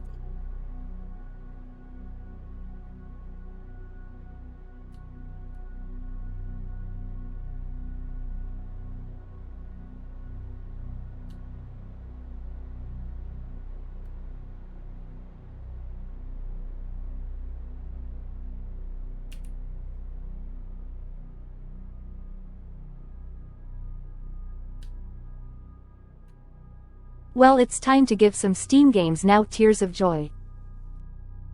No, it's fine. I probably do have some other ones in my library, but the thing is, I just don't have a great deal of love for horror games, and it's not because they spook me. It's because they usually use loud noises, for jump scares and stuff, and I have very sensitive ears, so it actually just genuinely hurts my ears and hurts my head. Makes me mad. Makes me more mad than scared. So I'm just like, son of a bitch, fucking goddamn, worthless piece of garbage. Fuck. So.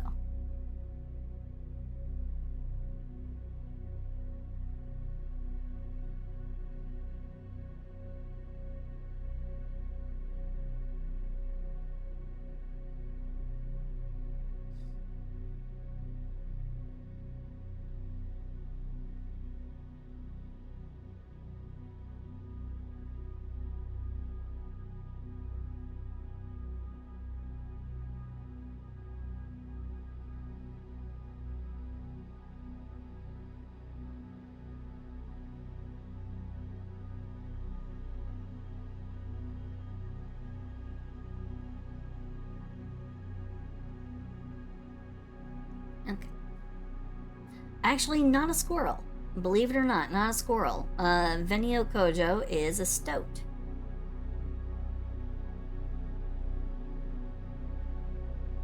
V-Holokini is the stoat VTuber.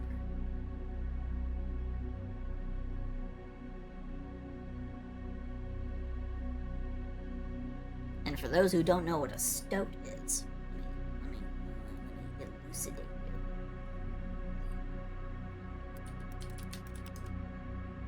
They're basically like a weasel.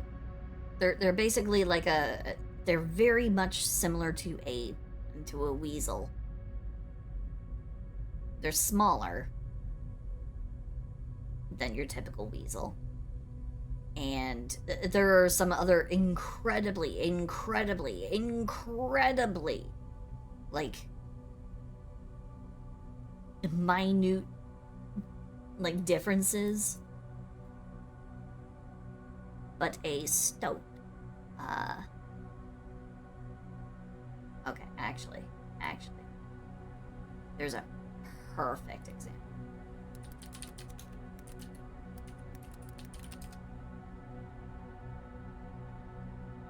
Okay.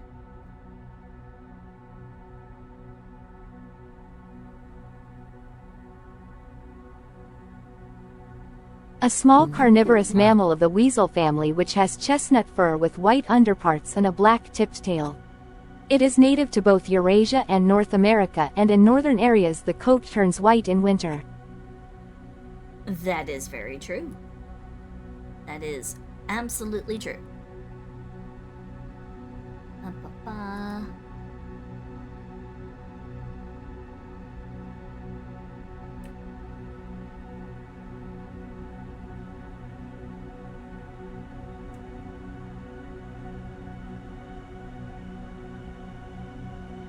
But this is another great example for, you know, how the stoat doing?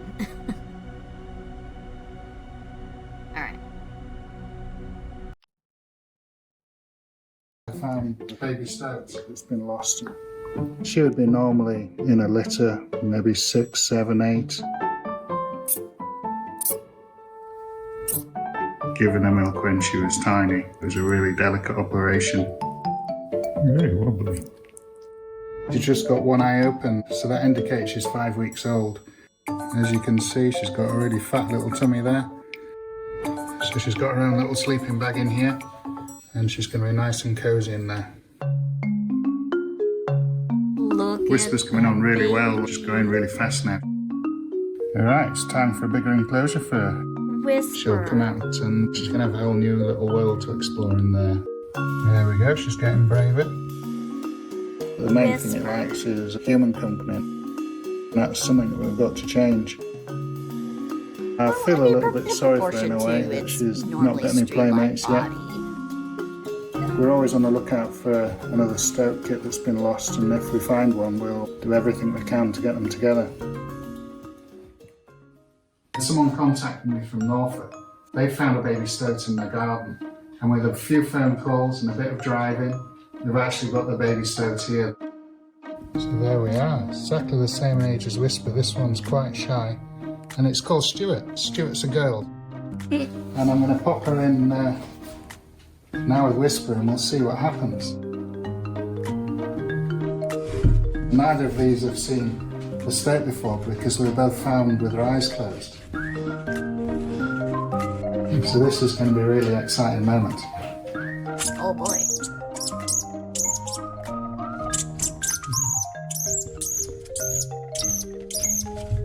Here comes Stuart just having a little look out, and we've got Whisper exploring around the back. I'm sure this is going to work. Oh my god. Yeah, this is calming down a bit now. now they're playing with teeth. So this is it. They've been in there less than half an hour together, and we've got them playing. They've realised they've got a playmate now, which is just superb.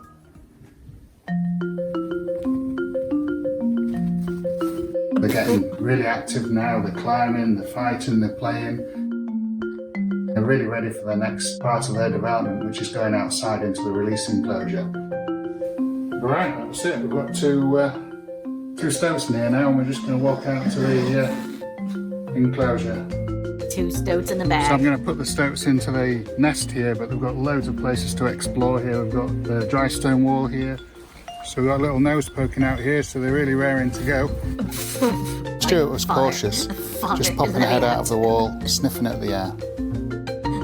Whereas Whisper's much more confident, straight out exploring a new enclosure.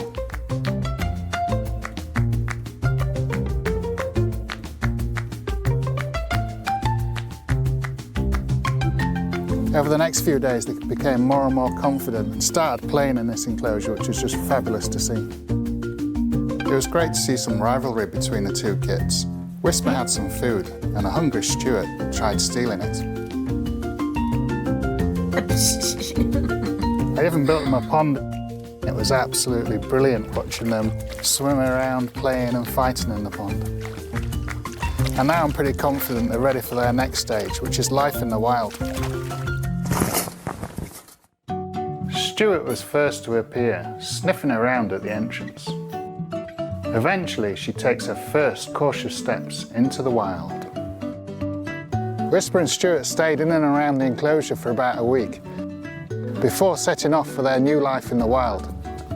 It's been an amazing experience being part of these young stoats' lives, and I look forward to catching up with them in the future.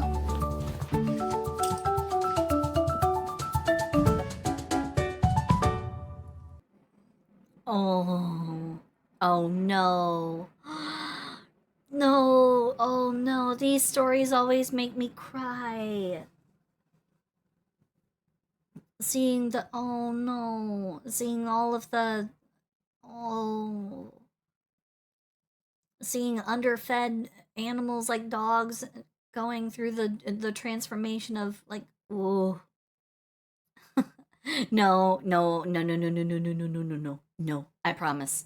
This was a one-off. Oop.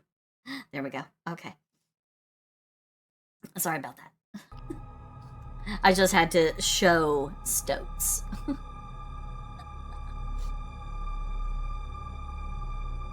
But I promise, that's it. We're not gonna become a just chatting, you know, this is your daily dose of internet kind of channel. I'm not gonna farm reaction content, I promise. It's low effort. It's low effort and I don't want to do it.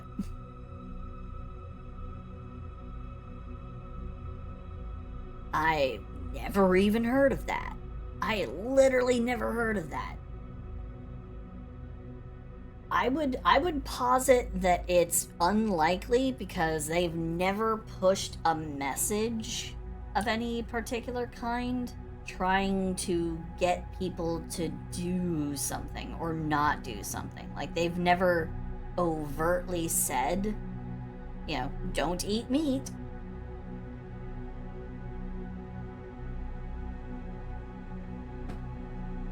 Or, you know, to hold up animal rights to being equal to human rights. You know, they've never pushed that. So I don't think I would be very surprised if they were. I've never heard that before.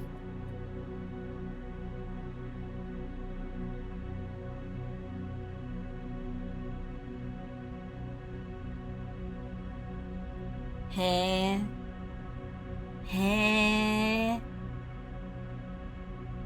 And what exactly would this other site be, huh?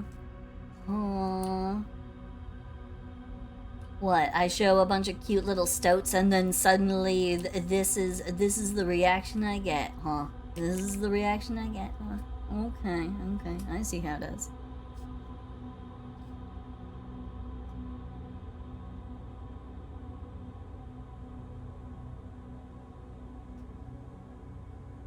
Cassifelt. Okay, not a problem.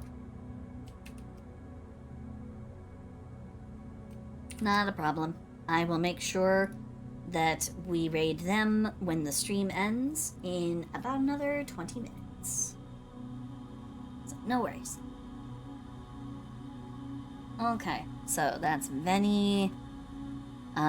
Major. Now, I remember Major had a particular note.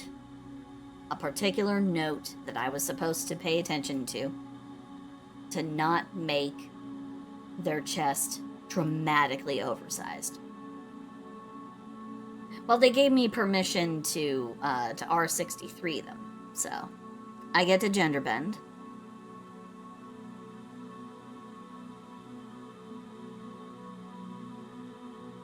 But they had a specific request for me to not make them, you know, ginorma jungles.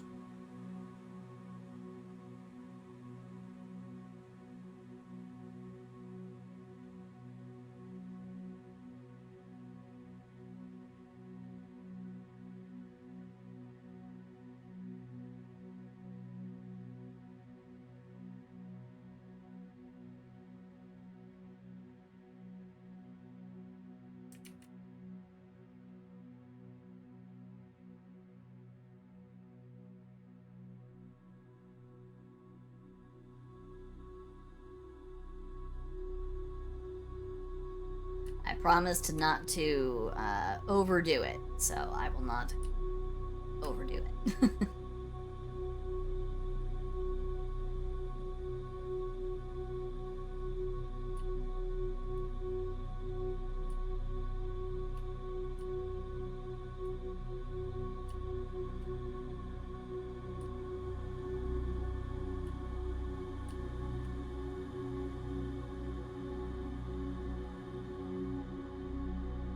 I don't think they were wanting extreme proportions.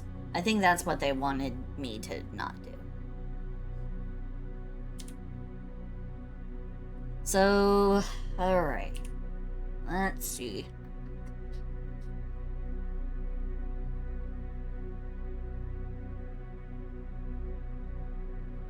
I have heard of such a theory because of just simply the very nature of, you know, the proposition of the multiverse, which is all potential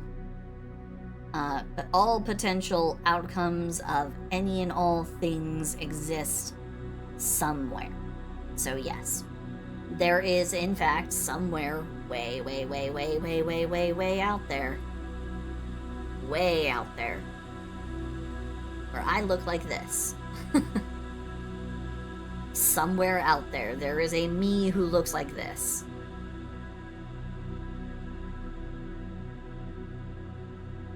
As there is a me that looks like, well, me. like the cyborg dragon frog.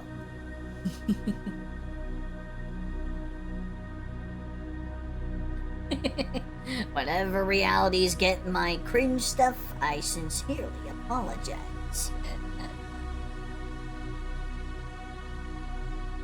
Yeah, no. I know how to moderate. I know how to moderate. I just need to pick a pose.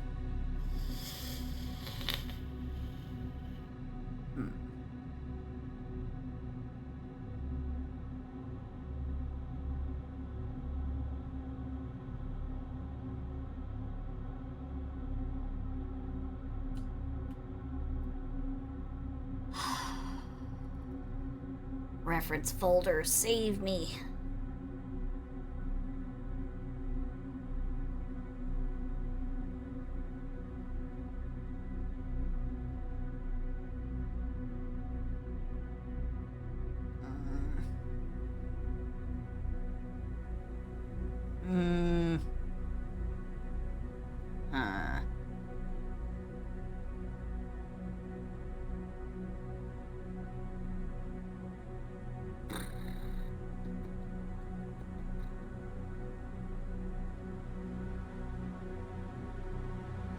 Don't make the boobs huge. Don't make the boobs huge.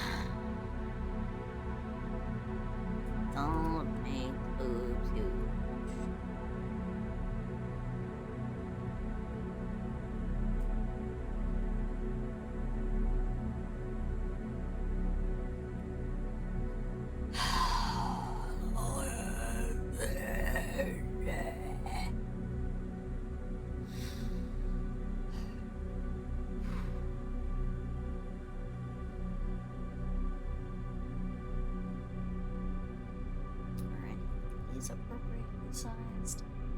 I mean, yeah. I can't use that on stream, but it's about the right size. I think that's probably about the right size. That's the right size. That's a... Okay.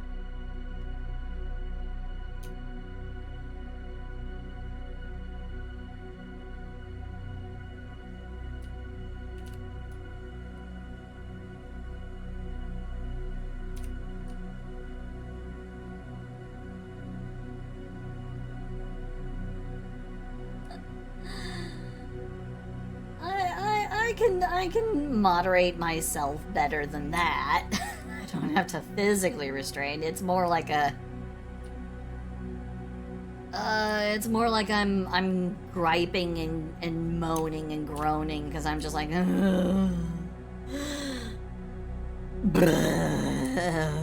boring. Not that it's necessarily boring just to draw characters, you know. It's not like it's the only way to have excitement when doing art, but...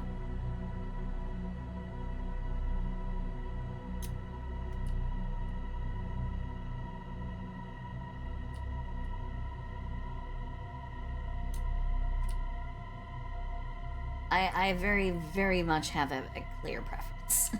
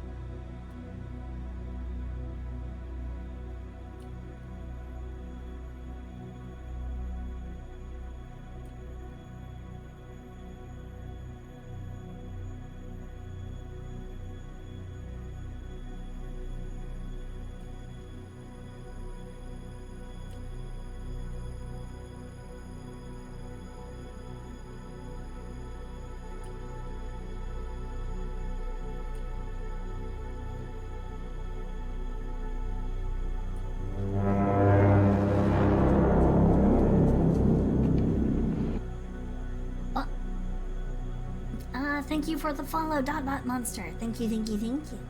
I hope you enjoy your time in the Star Planet. Thank you.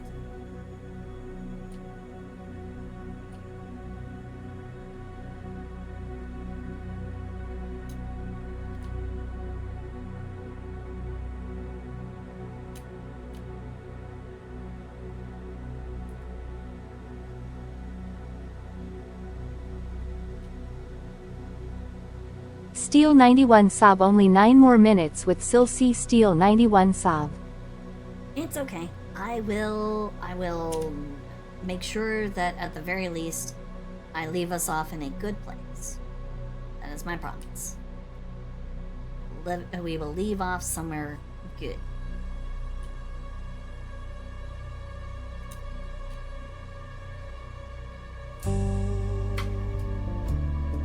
Magenta. Oh, of course, having to do it just before the end of the stream. I understand. Okay, fine. I'm sorry that I haven't been doing this as much throughout this stream, so I'll make sure that this one is nice and extra close. Mwah. Mwah. Mwah.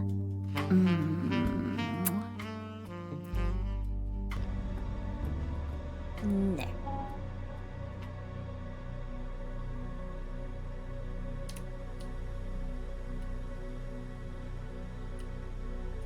There's been more of it this stream than there was last time, but you know.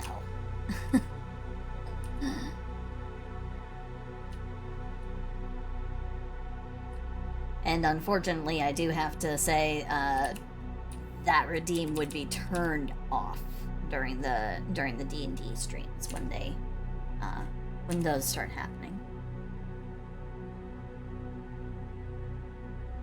Because, you know, suddenly smooching at my party completely and totally unprompted would be disruptive. And muting at just about any time someone might choose to do that. I don't want to do that.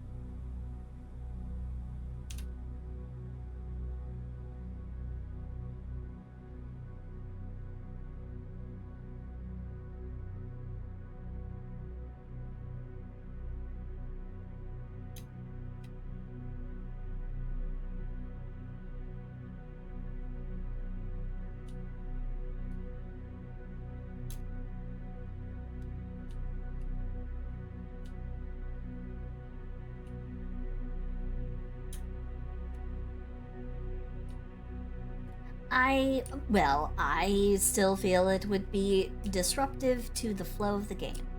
So that's why I would complain. I would complain, because I don't want to throw the whole entire thing off.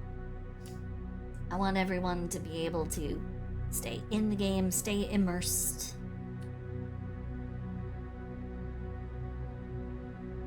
I know I would have difficulty, you know, focusing on things if, you know, we find ourselves in like a battle with a white, with like some kind of frozen corpse, like a white or something, and then someone redeems that, and I'm having to basically make a bunch of very, very lewd, smoochy noises at the frozen, you know, at the frozen undead body, just ambling about in the waste. And yeah, no, I'm not a fan.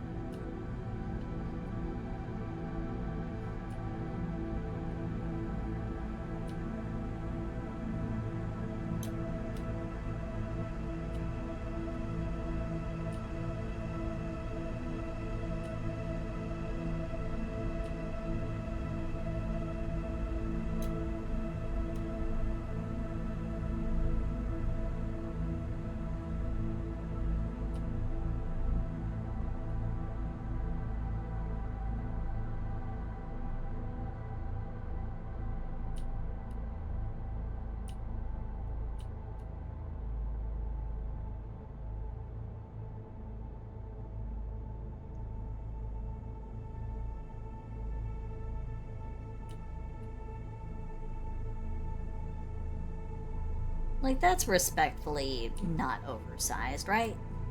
I'm having to ask, because I'm just like, is this too dramatically oversized? I'm having to use the head as my measuring tool here. Like, how many heads wide is this tit?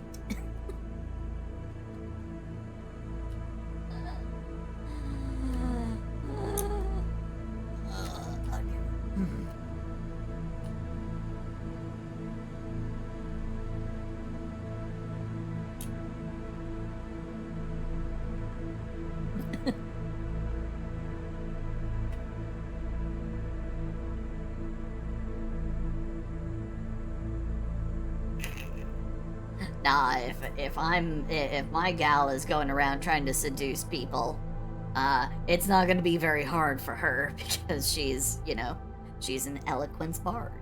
she's got the plus, she's got, basically she cannot roll at this current level, at our starting level of like 4, she can't roll below I think it's a 19? Yeah, I think the lowest that her persuasion and deception checks can be at this current moment is 19.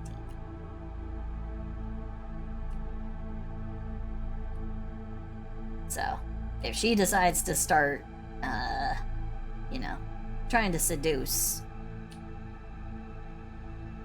I don't think she'll have as hard of a time.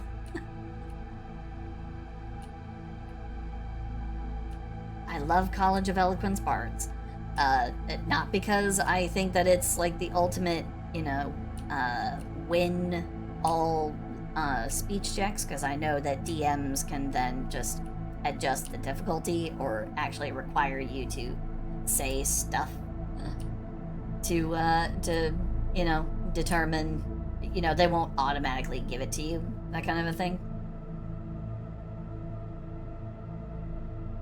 So, that's always a possibility.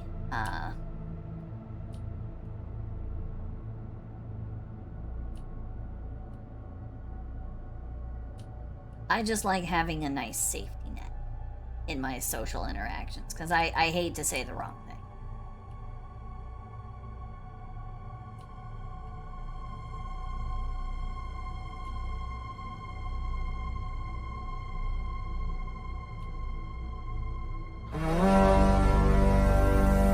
Roman, thank you for gifting another sub to Evil One. Thank you. You didn't have to do that. But also, thank you for bringing my attention to the time. So, I'm just gonna do one quick little thing. I'm going to assume that this is adequately controlled in its size. That these boobs are not too big.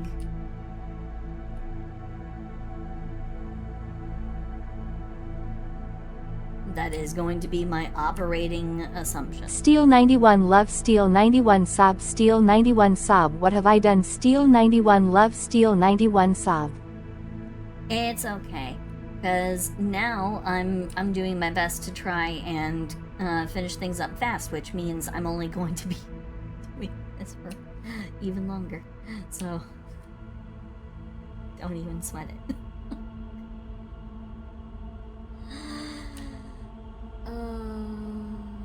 Daddy.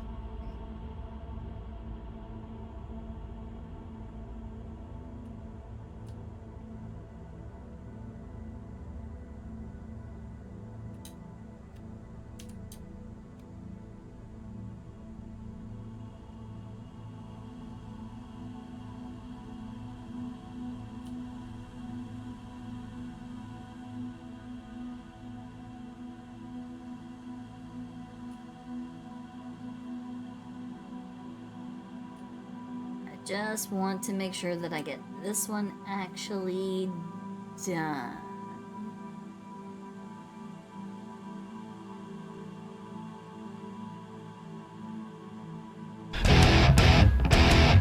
I like frogs 'cause they go boing and ribbit.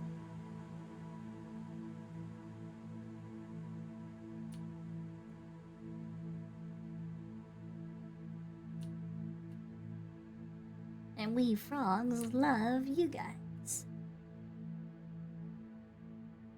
You may not go boing and ribbit, but you are cool. Anyway, you're cool, big, huge, like, lumbering two-legged things. It's really weird.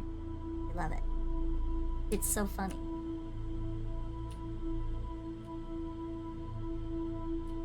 And of course, we dragons, you know, mere mortals. You are highly amusing.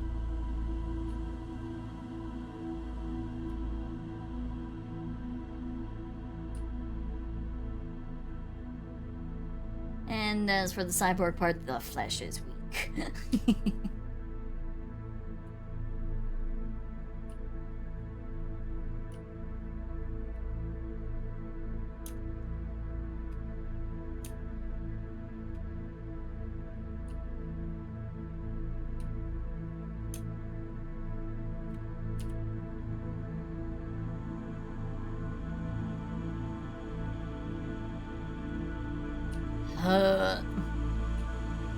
Come on, the line is right there and it didn't even move. How could you miss?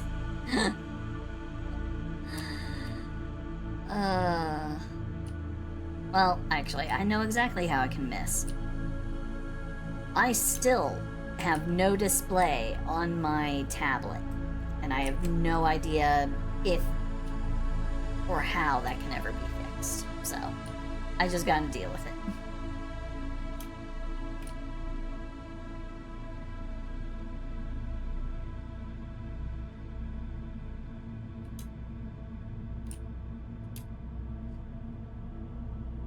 Okay.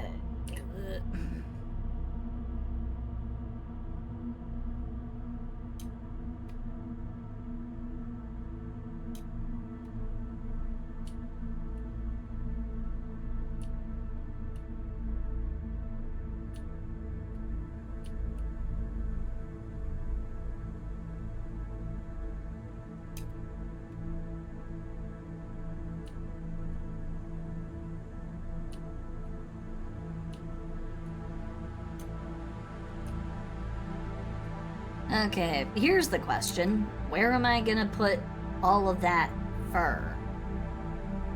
Where am I gonna put the chest fur? I need to make sure that I've got the scar on the stomach. Probably make that a slightly different color, so I don't mistake it for something else.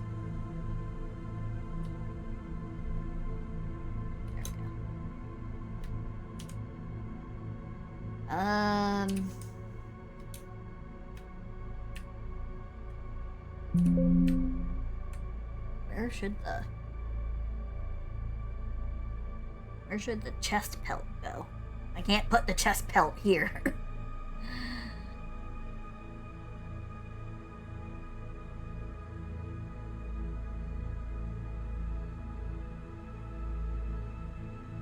I just had a thought.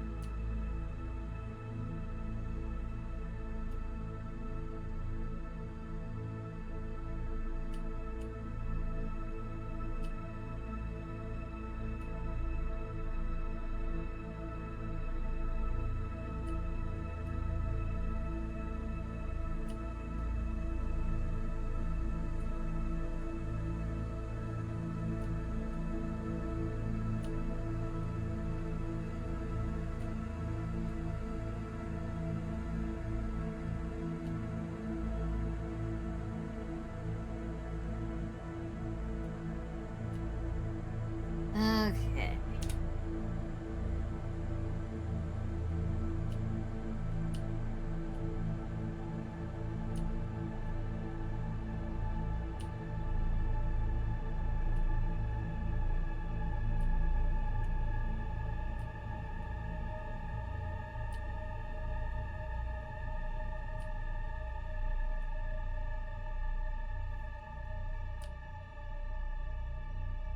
Also means this cut doesn't work.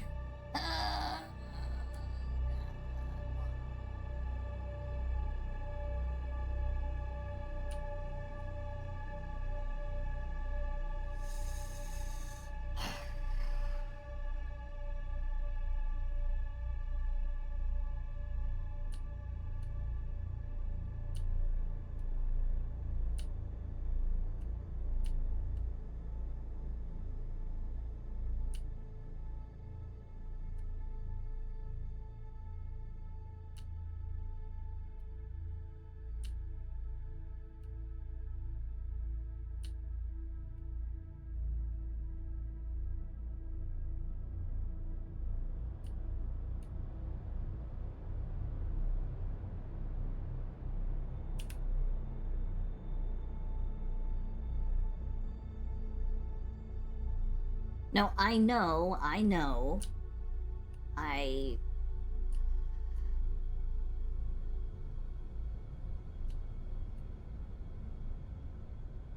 What do you mean, 8 minutes on the beat?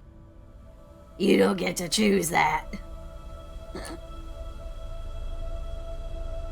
not for you to decide. But anyway, okay.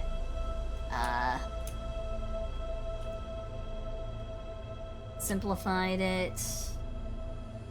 Brought it down.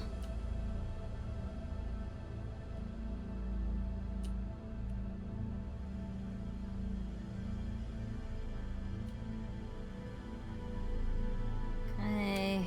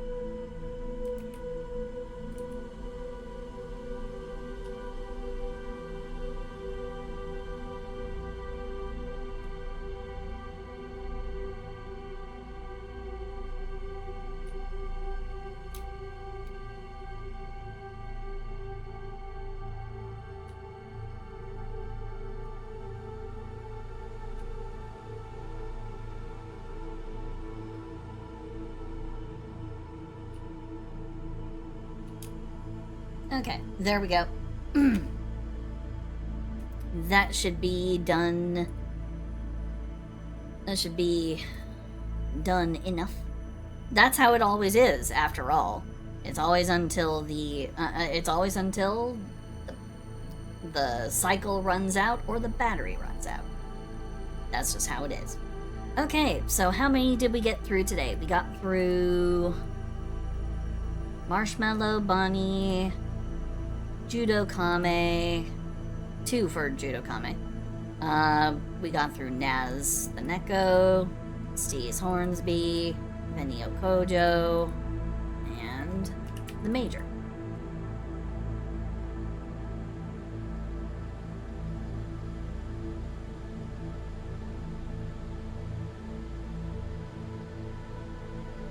I'm pleased. So that's 1, 2, 3, 4, 5, 6, 7. 7. I'd say that's respectable enough. And we left off here.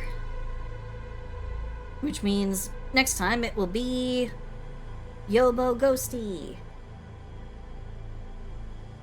So let me go ahead, save. And let's go ahead and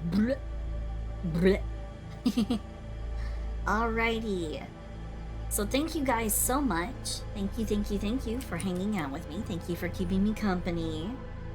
Let me make sure that I've got the name for who we're going to be raiding, because F redeemed it earlier. They got to guide the raid. So I have the name. So let's go ahead and drop in on the next person. Any announcements I need to make before I end? No. It's Monday for me right now. No special Monday notes. No stream for Tuesday, because Tuesday is my Tuesday is gonna be my it's gonna be one of my D&D campaigns that I don't know. I'm just not feeling I'm not feeling the urge to stream it. It would be a little much, given that later this week on the 9th I will be streaming the first of the Everlasting Winter sessions. So yes, I will stream that. That is absolutely for certain. But for Monday, no special notes. I will probably come back and continue working on the Holokini series. So, with that, I bid you all a wonderful evening. I love all of you, and I will hopefully see you guys. I will hopefully see you guys for the Monday night stream. So, bye bye, bye bye, bye bye bye bye bye bye bye bye bye bye bye bye.